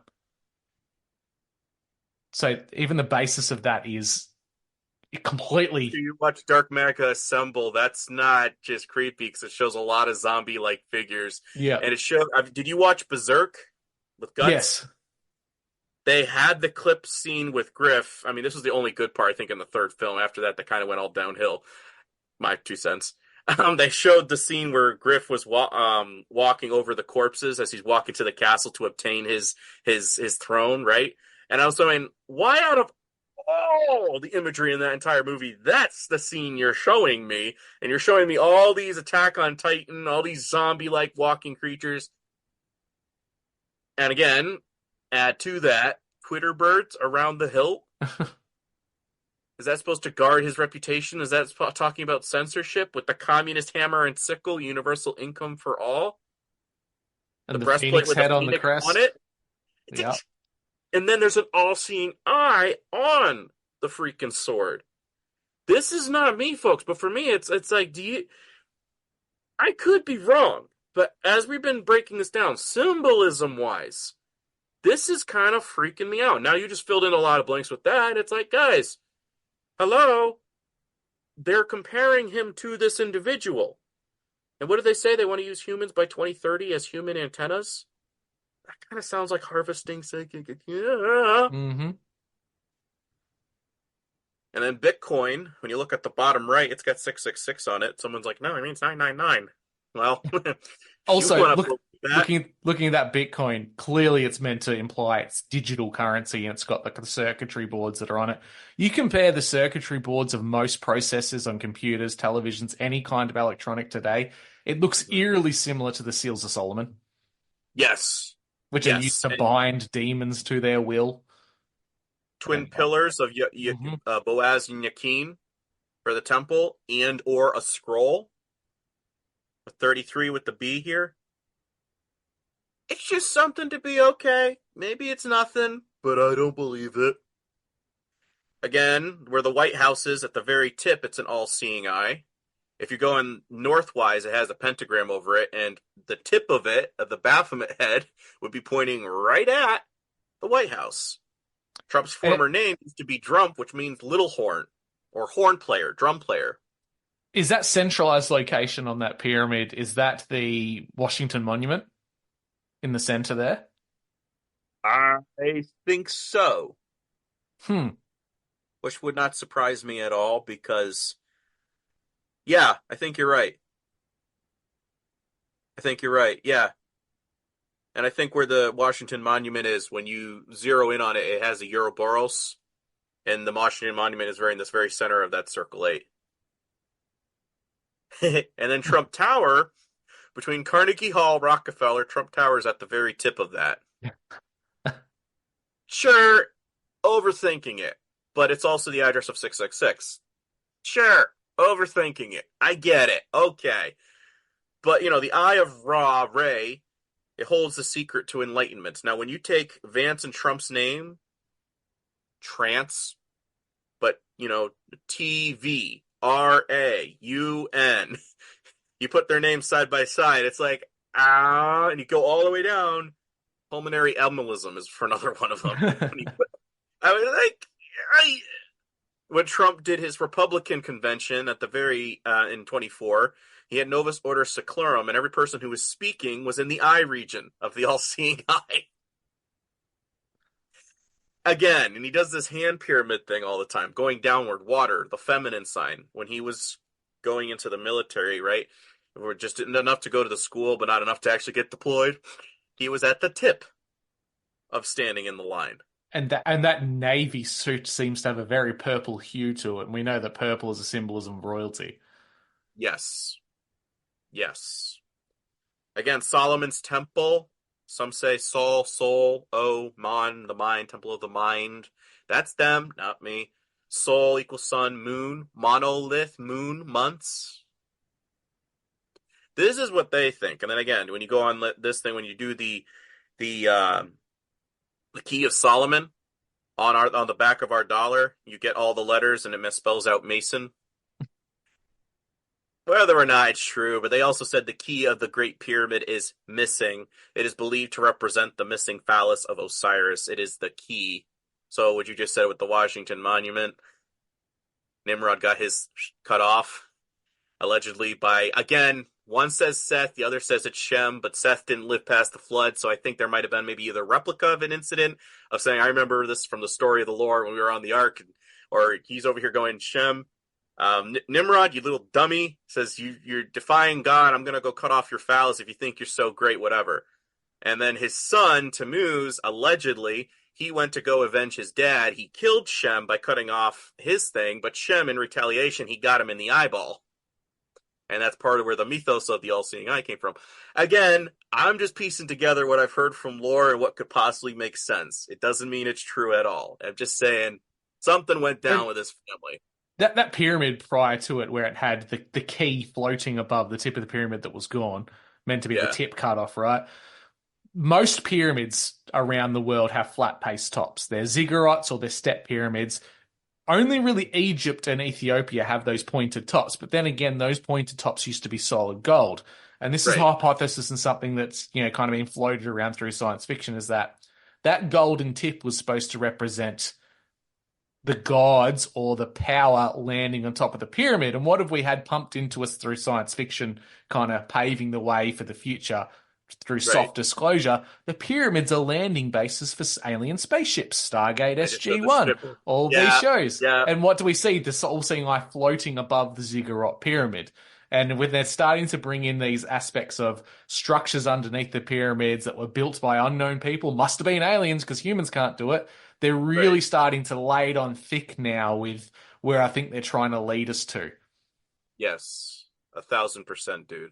1,000%. And again, that's what my pet goat. They're showing an alien ship flying over the top and going through the base. It's like, I don't know, guys.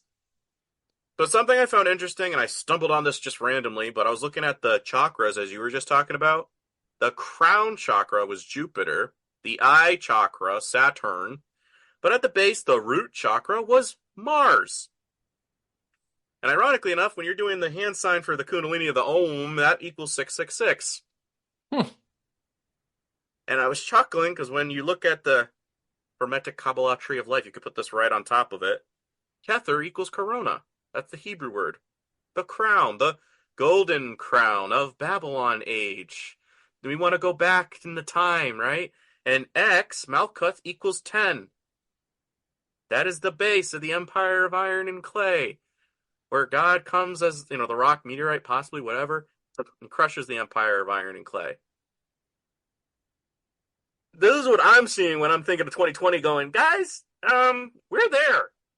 This is the occult. This 666 Mars. We're gonna put our flag on Mars. God's saying, this ain't gonna happen. The 10 toes, Empire of 10 clay toes. There's a reason why I picked that, because I was like, this is it.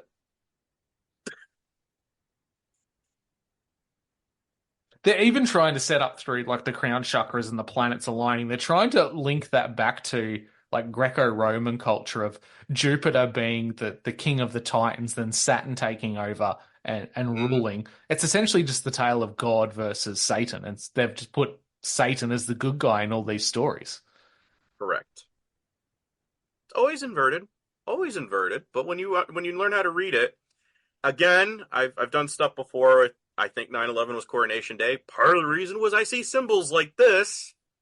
That gives me a little confirmation with Osiris or Baphomet laying between three pillars, right? And then I see this one of duality of the magic of perception and power, right? And a lot of times when you see imagery of Trump, they always line him up with the Statue of Liberty, who's affiliated with Libertas and the red Fraserian caps. And she is often depicted standing between the two pillars.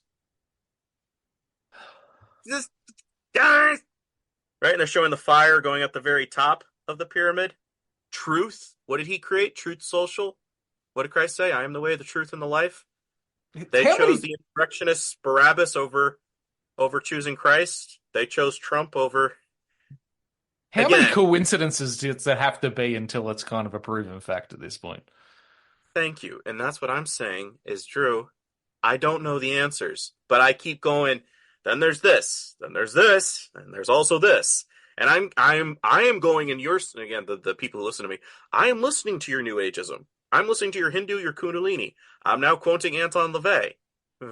He approves of your thing. Oh, no, well, you don't like the occult. Hey, come back here. You're now telling me it's not true, but I'm reading your sources, and I'm now going compare and contrast with the Bible, condemning what these people support, right? The coincidences are explaining themselves, whereas the other people are saying, trust me, bro. Why do I trust you? You don't base what you've looked at through a biblical lens, which as a Christian we're supposed to do, right? And if you've got the toddler with chocolate on their mouths, chocolate on their fingers, a wrapper in their bedroom, their breath smells like chocolate, and the chocolate's missing, one would surmise that maybe the toddler had ate the chocolate. Yes. Like, how many times are we going to let these things stack up before we start talking about it in a realistic way instead of just throwing it out there, this could be the potential? Like, that's a good place to be in, to say that this is a lot of these things are adding up to this, and this could be it. But people aren't even willing to accept that just because of the personality that these things are lining up around, and this person in particular. And I'm just saying, be wary, because a lot of these bad guys, they're telling me what it says. I'm just quoting them, and then I'm going, oh, that makes sense. Yeah, when someone tells you who they are, you tend to believe them. Right. In part, but some of these people, like, again, this person was a 33-degree Freemason, Foster Bailey. He says, it is possible that the coming Masonic work, when the new age dawns and another race emerges in the great and mystic chain of races, that a third pillar will stand erect. Thus, beauty will be restored in the temple, and the work of the builders move forward to another stage of completion. Now, who was Christ? You, the chief cornerstone that the builders rejected? We don't want your definition of the word, God. We're putting our definition of it. That's exactly what Satan did in the Garden of Eden. Did he really say that? Right? And you roughly in Greek, when you look it up, or was it Hebrew? One or the other. You look up Satan's name, it can mean prosecutor, whereas Christ is defense attorney. Right? And what does he do when Christ comes down here? He's quoting scripture to him. What does Christ go? Yeah, I know where you're going with that, but you're taking it out of context because this one cancels out where you're going with that. Now get away from me. This is what we're supposed to do, is test the spirits, right? What are we doing in contrast? So that means I can keep putting up Christmas trees? Yes. That means I can keep voting? Yes. That means I can keep... Whereas a Christian, I die to self daily. And this is somebody, Paul, which a lot of people are now discrediting as a false prophet, because anything past Christ, he's not real. He says anything that comes after that, there's going to be false prophets that arise. I kid you not, I read a woman's comment on that today. I says, so you're telling me a guy who gives context and clarity of the Old Testament, giving, listen, I was persecuting people, but I did know my Torah. God took away my sight, and then he helped me see clearly what I was missing. And now he's using me to help fix what's cracking in the early church. Somebody like myself is needed for this. But we can't even get that, dude, because we're trying to say, no, anything past Paul is, we can't trust it. Revelation, useless book. All we know, rapture, we don't have to worry about the rest. Which, come on, like the cornerstone literally is one of the most important parts of a building. So if a building is built upon false foundations, it will collapse. Hence why he came back in the defense of mankind to reset the cornerstone of the church. It's not hard. It's really not, dude. But then... So you're not going to understand anything past that because you're not willing to grow and understand what does that mean as a Christian, applying the word, right? So that explains to the two pillars. But again, Tammuz, this is in the center. He's doing the magician pose, as above, so below. A key to unlock your God potential, the all-seeing eye. The anchor represents hope in Freemasonry, which is what he's holding. You have a Virgin Mary equivalent, and she's sitting under the symbol of the sun, which we know Nimrod was the originator of sun god worship. So she's nodding towards him, and he is pointing up to her symbols, the sun, the moon, and the stars, queen of the heavens. This is your unholy trinity that you're worshiping, that people don't seem to realize. What did Christ say? Right? Like, render unto Caesar the things that are at Caesar's, unto the government, give to them what they needed and what you're expected of this world at this time. But don't forget your spiritual priorities first and foremost to God. Now in Kabbalah, you merge government and God. You merge Christ and country. You merge. And he's saying, remember to set your priorities correctly. Separate. Dang it. Mani, mano, one eye. Etymology's there. Pyramid, pi, fire. When you look up the Prometheus guy you talked about, the one painting I could find, Drew, doing the hush pose of masonry. I was like, what? Really? Ray of the sun. Mid, in your midst. Fire of the sun in your midst. So money, or in Trump we trust, right? As we're getting now on his money that he's printing out. In artificial intelligence, we will be like gods. And I did this. This was my own research. I think I looked up her and like Sumerian or whatever, and then I looked up Mez. And it roughly came out to this. His Highness, the hero of divine ordinances of youth. When I put eternal, because that's roughly what he's saying, is that I'll give you eternal longevity because the Father of all perfection is here, as he wrote on his emerald tablets. Even So, look at, we had money, go we've ahead, go got ahead. money right now as like, this is your God, essentially with the American print. It's right in the open. Look Right. prior to that, what was the greatest source of financial exchange in the ancient world? Gold and silver. Gold is the sun, Yes. silver is the moon. It was quite literally Oh, the ancient metallurgy symbolism of the periodic table for the ancient gods for this nice. paradigm. So it But you represents see mom that. and dad. Hmm. The sun is father, the moon is mother, is what he wrote. So that's Yep. mom and dad. Nice. Thanks, Drew. I'll use that for future. I'll quote you. But yeah, that. So what is he doing? That's Soul Invictus, sun god worship, son of god worship. So the universe, so the soul. Do you see where counterfeit Christianity, Catholicism, is harnessing that? Again, on one side you have the globe, on the other you have Hermeticism, the stars, the study of stars, on top of the two pillars. Which in America we have the two, on the Social Security. I found it interesting up in Trump Tower. He's got the two pillars, an all-seeing eye, Helios, east to west, riding his chariot with a pentagram in the middle. And he's crashing the economy, taking our Social Security. Don't know, dude. Don't know. But Chabad.org, the 7 Noahide laws, universal morality. And then Catholic, the word cathode or Catholics means universal. Interesting. So he said on Fox News, the problems of the Middle East can only be solved when all the religions come together. Okay. So Chabad, universal morality, vague, right? Your God, or whatever they say it is. And then Catholic, I'm seeing a very similar connection going on. Then we can skip that. Oh, wait, the rainbow. Iris in ancient Greek meaning rainbow. I found that interesting with Siri. Somewhere over the rainbow. Oz equals gold. Osiris. The importance of the number 33. The Trinity, female, male, and female, represented mirroring each other. 33 equals 6. 6 neutrons, 6 electrons, 6 protons, but you're taking 33, and then you're multiplying that by 3. In the occult, this is what that represents. It's also at the bottom, this part right here, the Hermetic Kabbalah Tree of Life. X is the very bottom of this crux of the pose that he's doing. That was the pose he was doing when he was talking in the Oval Office, Elon. And again, the money, you got the serpent scales on our money in America. It's like, guys, it's right there. It's in the open. Again, that's what the money. Temple of God, what do you think he was referring to? Is it the actual physical temple, or is it going to be like God, right, with Christ, that 3 days, right? If you want Christ to indwell you with the word of God, so you have Holy Spirit discernment, you understand what it is. That's what Holy Spirit, the gift of the Holy Spirit is to understand what the word of God actually means, not taking it out of context. Or do you want to create God in your own image? So you notice this, the Ouroboros, or the 8, a mirror 33. That's what I'm seeing over the magician's head.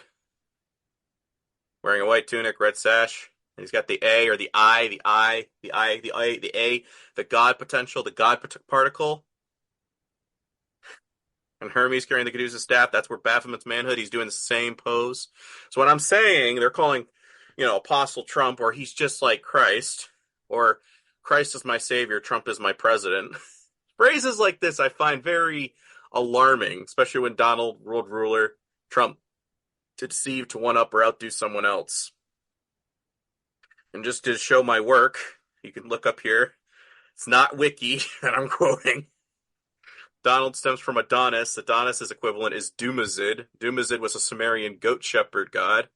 Christ separates the sheep from the goats. Dumazid's equivalent is Tammuz. You can find him in Ezekiel chapter 8. Again, an inversion of the temple ceremony. They're thinking it's after hours and God doesn't see. And God's showing Ezekiel the prophet, this is what's going on. And they think, I don't see what's going on. The abomination in my temple. They're doing a sun god ritual ceremony. Tammuz in Greek was known as Hermes. And Hermes in Rome was known as Mercury. Mercury traces directly back to Marduk and Baal. And as well, Buddha. So when I'm saying he's got name etymology to this guy, the originator of coinage, and as Warren Buffett said, tariffs can be a form of warfare. Is that something, again, with Revelation, that he goes forth to conquer, right? Yeah, and God we trump. the word became flesh with Trump's face. They set up kings, but not by me. They make princes, but without my approval. With their silver and gold, they make themselves idols to their own destruction. Hosea 8:4. He's doing the fist, again, as above, so below, is an equivalent of what he's doing when he was doing the swearing into the inauguration. His hand was not on the Bible. So he has a hand on the side, hand up here. What is that? As above, so below. But not acknowledging Christ, right? You have your hand up, and then you go down. And we saw with Trump Giza video, the golden statues and figurines all over the place. This is the last slide.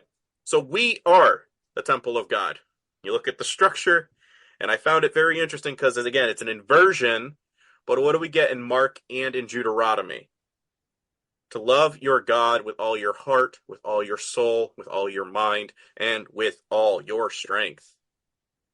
Therefore, brothers, as we have in Hebrews, since we have confidence to enter the most holy place by the blood of Christ, significance of the temple veil, you now can become my high priest, right? We can now have authority to speak on behalf of God's word. It's not something separate for, special people. We all have the chance to do that.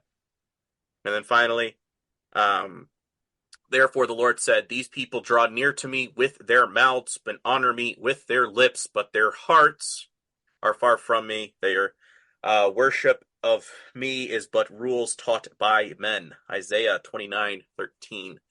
Again, Kabbalah is saying, oh yeah, well, this is what God means. This is what that means. But you're not actually seeking God. What they're saying, I want to run it by you with the Holy Spirit discernment, as we were talking before, approves those who are teaching us things. So we're not just taking their word for it for soothsayer's sake. We're actually going, yeah, I vetted it. I was a Bereanian. I fact-checked Paul to confirm what he's saying is true, So that's all I got. I just was finding it interesting when you were saying all the stuff with the pyramids and with the time that we are in the stream of time.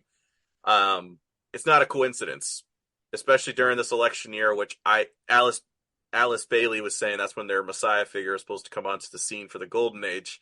So are we approaching the 7 years? Are we in it? Don't know, but it's not a coincidence that we're seeing what we're seeing over there. Not at all. And I'm going to throw out a hypothetical. May not ever happen, but it's just some dots that I'm connecting. There's definitely a weaponization of Christianity within, say, the content creator field. You've got huge TikTok people that have huge followers just via Reels. And now we're starting to get some real push within, say, the truther community, where we've got Wes Huff appearing on Rogan. And we're seeing Rogan have a lot of very pro-Christian guests lately, so much to the point where I'm thinking that Rogan's going to come out as either Catholic or Orthodox within, say, the next 12 months. Throw on top of that, we've got all this talk about pyramids and the potentiality that, via that, when we the stare at goats video, where we had the documents or the original writings of the Torah, which are combined with Islam, and we've got this true account of God.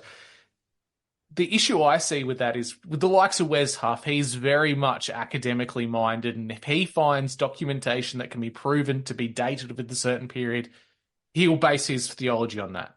So all it takes is a discovery of some kind of a vessel or a container that has true accounts of God that is dated to a time before, in which would flip all of Christian academia on its head, that these people who have put themselves into a corner of, if this is what academia and theology say is true, we have to back it.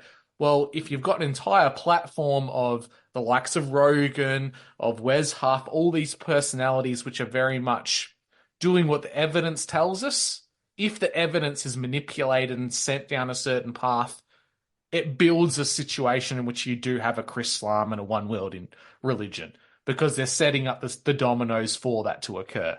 So my concern is these little bits of information that have drip fed to us through the video we watched earlier, or the pyramid symbolism, they're telling us in advance that, the pyramids are going to be pretty big. The pyramids have been a mystery for mankind, for academia, for historians, archaeologists, for a very long time.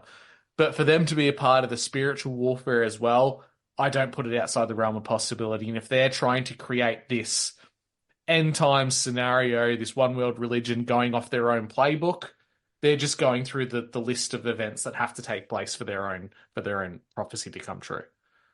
Well, and that goes into what the people with the little season are arguing, is saying that was, no, didn't you even say in your own episode that America was founded in 1776 and in Roman numerals it equals 666? I'm like, yes, but it says that's not the start of Satan's little season. Is like they're trying to put that on there. I'm saying no, but this is the Antichrist empire. That's what I'm trying to emphasize. Is the Antichrist is the antithesis of Christ. He's going to create the illusion, right, of peace, the illusion of security. And he's doing it not through the way Christ did it, which was challenging the system, challenging the leaders. It's going to be inverted. So the fact that, like the pyramid was the thing that they thought of doing on our money from the inception. You're telling me this has nothing to do with Mystery Babylon the Great? People are wearing MAGA on their head and it says, I saw on their heads Mystery Babylon the Great. I don't know, dude, but 666 and the origins of our country and Illuminati at the same time, right? Don't tell me there's nothing there, but for people to take that and say this is the start of that we just hit play and this is part of where Satan's going to be coming in. I'm like, no, they're going to get mad at me, but I don't care. They're trying to throw their own definition of taking something that I'm saying, and I'm like, no, what I'm trying to emphasize is that you have to have Antichrist before Lucifer would take the stage, which I highly suspect would possibly be Baron. I don't have proof, but that's just my 2 cents. I personally don't think Christians will be around when some of this stuff goes down. I think we'll be executed before all of that. All I'm saying is be wary, because this is some elements that I'm seeing and potentially could have proof. Keep your eyes open and be wary. That's all I emphasize. I didn't think about that. And to their own point of view, they say that Satan's little season isn't a time in which Satan reigns, he deceives. If you were Satan and you were deceiving the world, wouldn't you deceive the world by making it a time of peace and prosperity? You wouldn't have the world in the current situation we're in now. Turmoil, war, famine, disease, pestilence, all these things that have happened for a very long time throughout all of humanity. I haven't seen 1,000 years of peace in our historical record. And the argument would be that those are all manipulated records, that the Vatican and historians have manipulated and changed. Very well could be. But at the same time, I don't see the evidence that proposes that has occurred yet. I would personally, like you believe, think that we'd have to see the Antichrist first. After the Antichrist, after the war of the Antichrist and God on earth, then we would have a millennial reign would occur, and then you'd have a little season of the devil. But the same thing, I would see if Satan was given a time on earth to deceive mankind again, that would be a time in which he tries to make people love him by making mankind a truly wonderful time and experience to be in. That would be the lie in my mind. It wouldn't be a time, golden age. It would not be a time of warfare, economic downfalls, and all around pretty bad times. I think it would be the best time for mankind in a lot of ways. And I don't think we've seen that yet. I think we're seeing the foundations for that type of thing to be laid out, but I don't think we've come across that yet. Well, I think you have it wrong, Drew, because the Gospel of Barnabas is going to unite us all. It's going to explain the missing 1,000 years. We just have it wrong, man. Oh, yeah. That's where I could see that potentially going, dude. And they're going to look at us saying, well, see, this is the original and explains that missing loophole, so you're still wrong. But whoever adds to the book or takes away from it, a curse unto that. No, how dare you bring up that verse, you anti-Semite? What? Okay. Well, we're already seeing elements of this within some voices in the Little Season community, and like I've always said, I'm not going to dismiss people based on their beliefs or their takes on theology. That's why we have these. That's why we have the ecclesia. That's why we have the church to discuss and share our points of view, so we can broaden our understanding of the word and how we fit into this spiritual warfare. But at the same time, some of these big pointing heads are talking about documents and scriptures written by the saints that lived during the end times. Mm. I'm pretty sure if we had scriptures written by the saints who fought against evil during the end times, they'd be a little bit more well known than they actually are. So they're basing a lot of their argument on falsified documents that have no historical or theological backing on them. Right.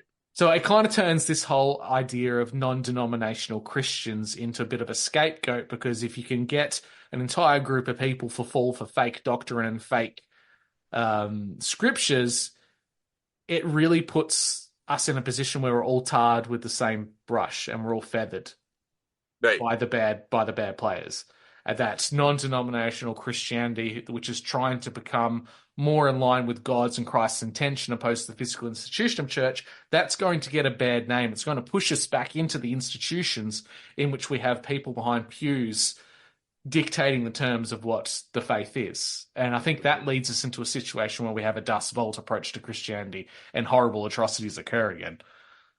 So that's why I think these psyops, these manipulative players within the field, are either doing it for their own financial gain, or they're being manipulated or being boosted because it's throwing a spanner in the works of the true church that I think is finally coming into fruition again.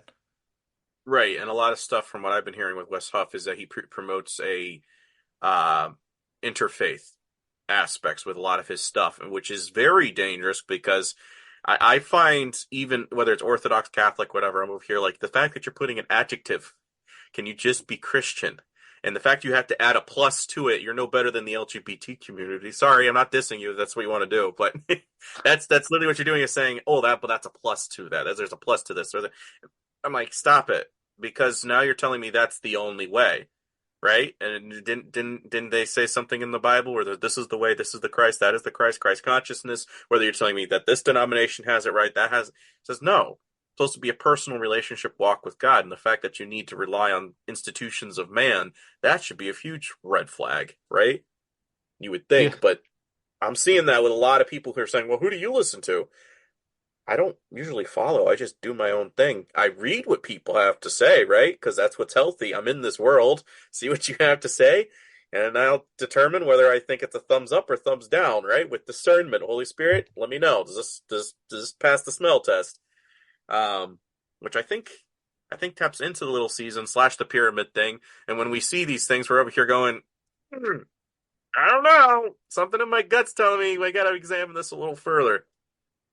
And this is the point that people need to get to. And it's great to listen to content creators. I do it myself all the time. I listen to what people have to say, but then I go and research to see what they've said is true and accurate. Right. And if you ever come across a content creator that just stands by what they say as being factual and they're presenting the facts, be a little bit wary. Double check them on their sources. Double check them to make sure they've brought the receipts. Because someone could present a fantastic bit of information for you and they can lay out the receipts. And a lot of people just leave it at that. Oh, yeah, he presented evidence. He told me where he got it from. Unless you double check those receipts, they could be fraudulent. They could be misconstrued. They could be false in where they've come from. And we see that with some people who are pushing some aspects of the little season at the moment, in which they're talking about these scriptures from the saints that have no backing. A particular podcast recently had two prominent people on it presenting the little season that had a guest on. They did not vet their guest. Live stream during this show, the guest was tampering and altering the documents he was presenting to them. And when people were calling that out in the live chat, their comments were being deleted. So that doesn't vibe well with me that these people are honest in their presentation of their theory that changing things on the fly. Not to mention they didn't vet the guest in the first place.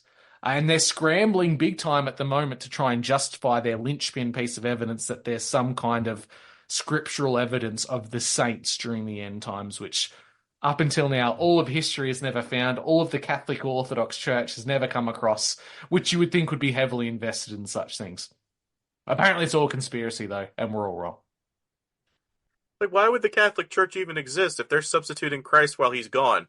Are you therefore vindicating the Catholic concept that we need to have something here until Christ comes back? Again, the theory of is a perturbed. I don't even care about all those eschatological, whatever. I don't care. Thank you. I don't even care about all that. Like, a lot of times, Drew, what I'll do is, okay, I don't know what that is. You break it down for me, what it means to you, because that's something we've lost in today's society. Because a lot of people, they'll hear something and they're like, well, I'm a Republican or whatever equivalent, and then you automatically throw a stereotype definition of whatever that all is and entails, and then you never bother to talk to the person because you already have a predetermined, bias against that.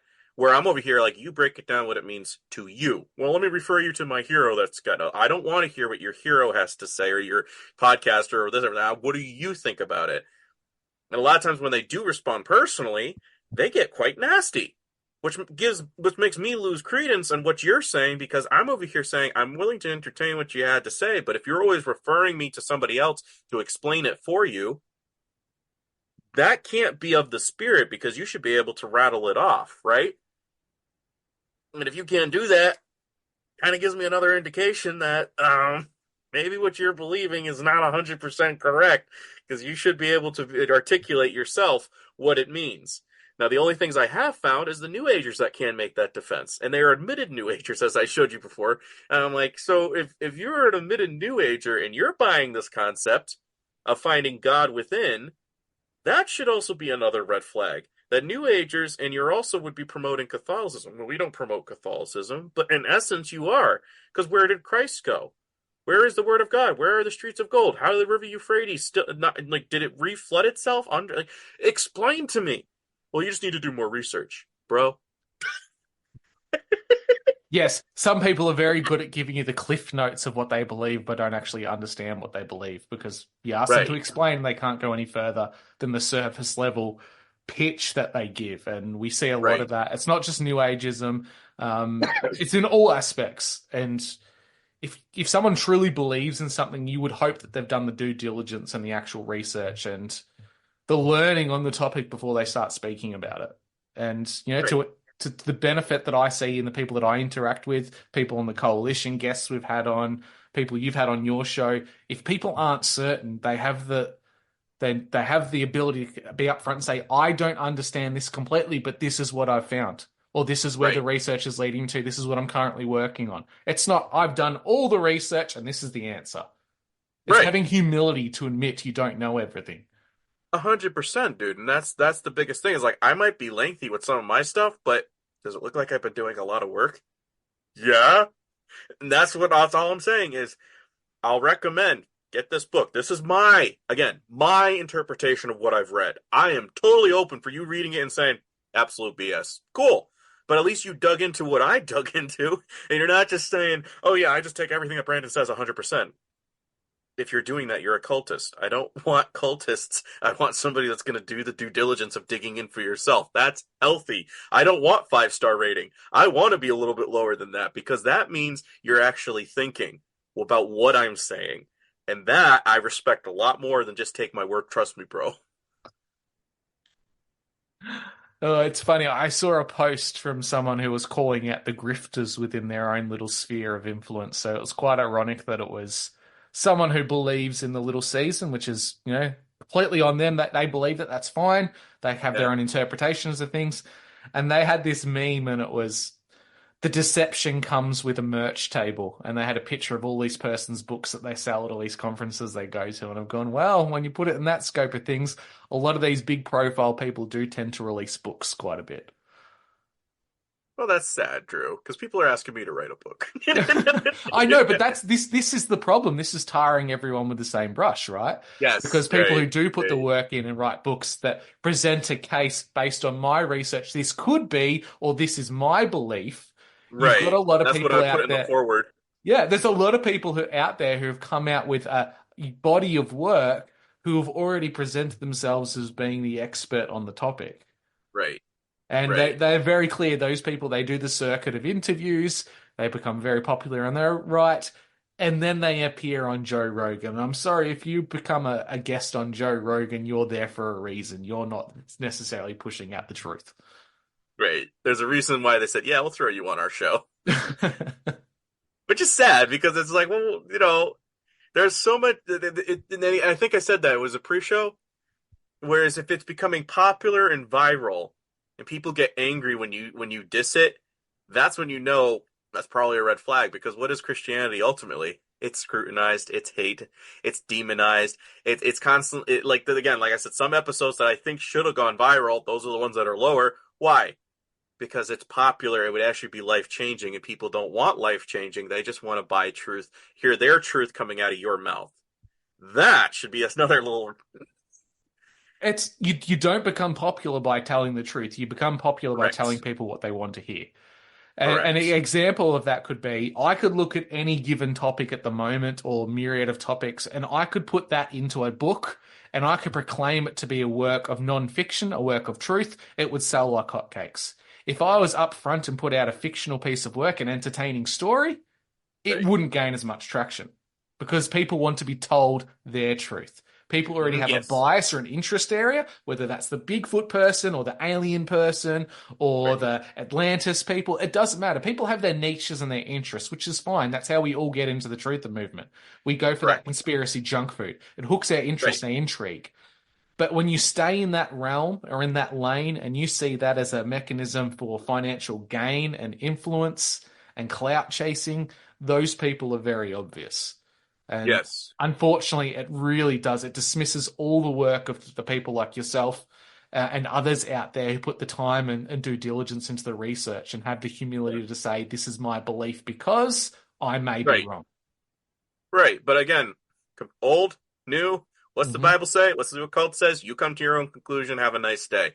That's what I'm saying. And I'm seeing a lot of people, they'll probably just hit dislike because like, I ain't got time for that much long. I'm like, oh, that's fine. You don't have time, watch an hour. Listen to 30 minutes. But if you're going to throw that out there and then not even comment as to what you didn't like about it, sorry. I don't think if you have the time to do that, or sometimes I'll see the comment, I'm like, that's the best you could do as a comeback. Like, that's the thing, dude. We're living in a world where they're bashing people like yourself and I that put the time out there. We're actually just sharing a conversation. Come by the campfire. This is what the two men are talking about as we smoke a cigar by the pit. You're welcome to join us. You can roll your eyes, laugh at us. But you're invited to the conversation. To be disrespectful of that, that's what I'm really not liking, is I'm seeing a lot of armchair, cynical quarterbacks that have never bothered to pick up the book, never bothered to look into the fields that we've dug into. So therefore, you're now trying to give me an opinion. It's like, shh, adults are talking. I don't really want to hear what you have to say. We've spoken about this behind the scenes, that we're both very lucky that the connections we've made with some of our listeners, that we reach out and we speak about the growth in their faith and our own spiritual journey, all these wonderful things. That's the real part of this, is building the ecclesia, building the church and the understanding. And unfortunately, there's a broad, huge majority, I would say, of the listenership within conspiracy theory and content creators. They want to be spoon-fed the information because they don't have the time to do the research. Hey, I get it. I understand our lives are busy, but you have to put your own time in a little bit. It's like the equivalency of, I'll go buy a Big Mac meal because it's quick and easy, instead of cooking a nice, nutritious meal at home. Taking the time to chop up the vegetables, to cook my steak, to make the meal, prepare it at the dinner table with my family. Instead, I'm just going to the drive-thru. I'm in and out in 5 minutes. That's the equivalency here. People want the junk food delivered to them instead of the nutritious information that they build themselves.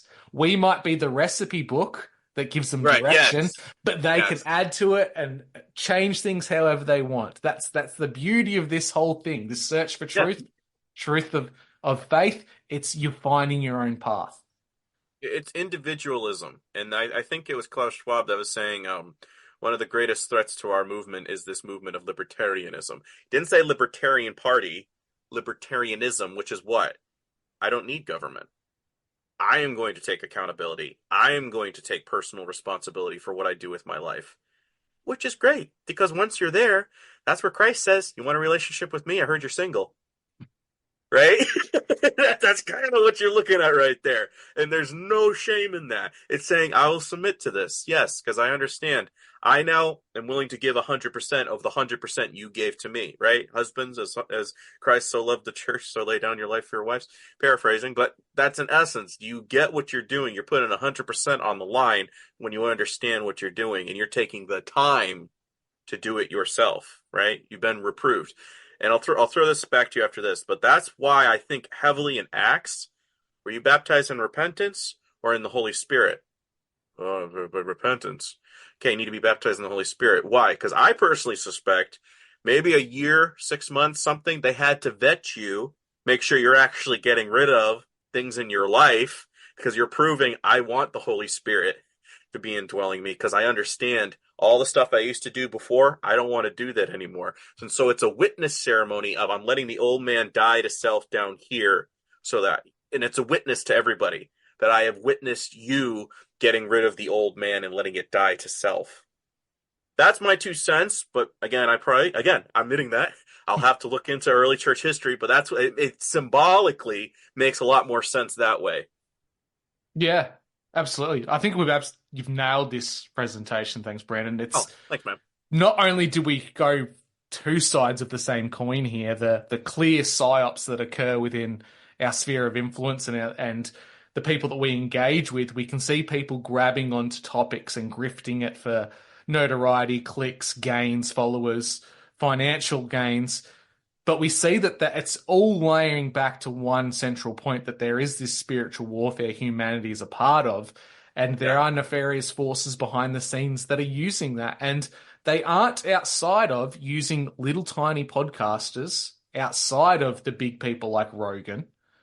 They're using small people on little platforms. They could be using people within your own community and you wouldn't know unless you can see the signs and symbols that they put out.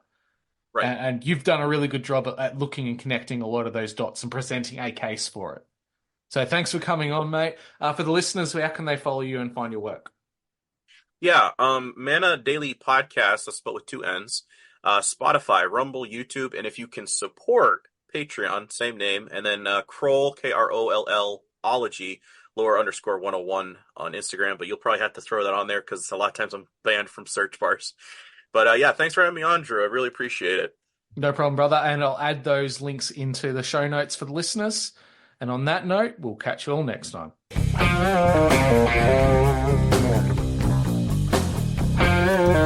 Hey, everybody, it's closing time. You don't gotta go home, but you can't stay here.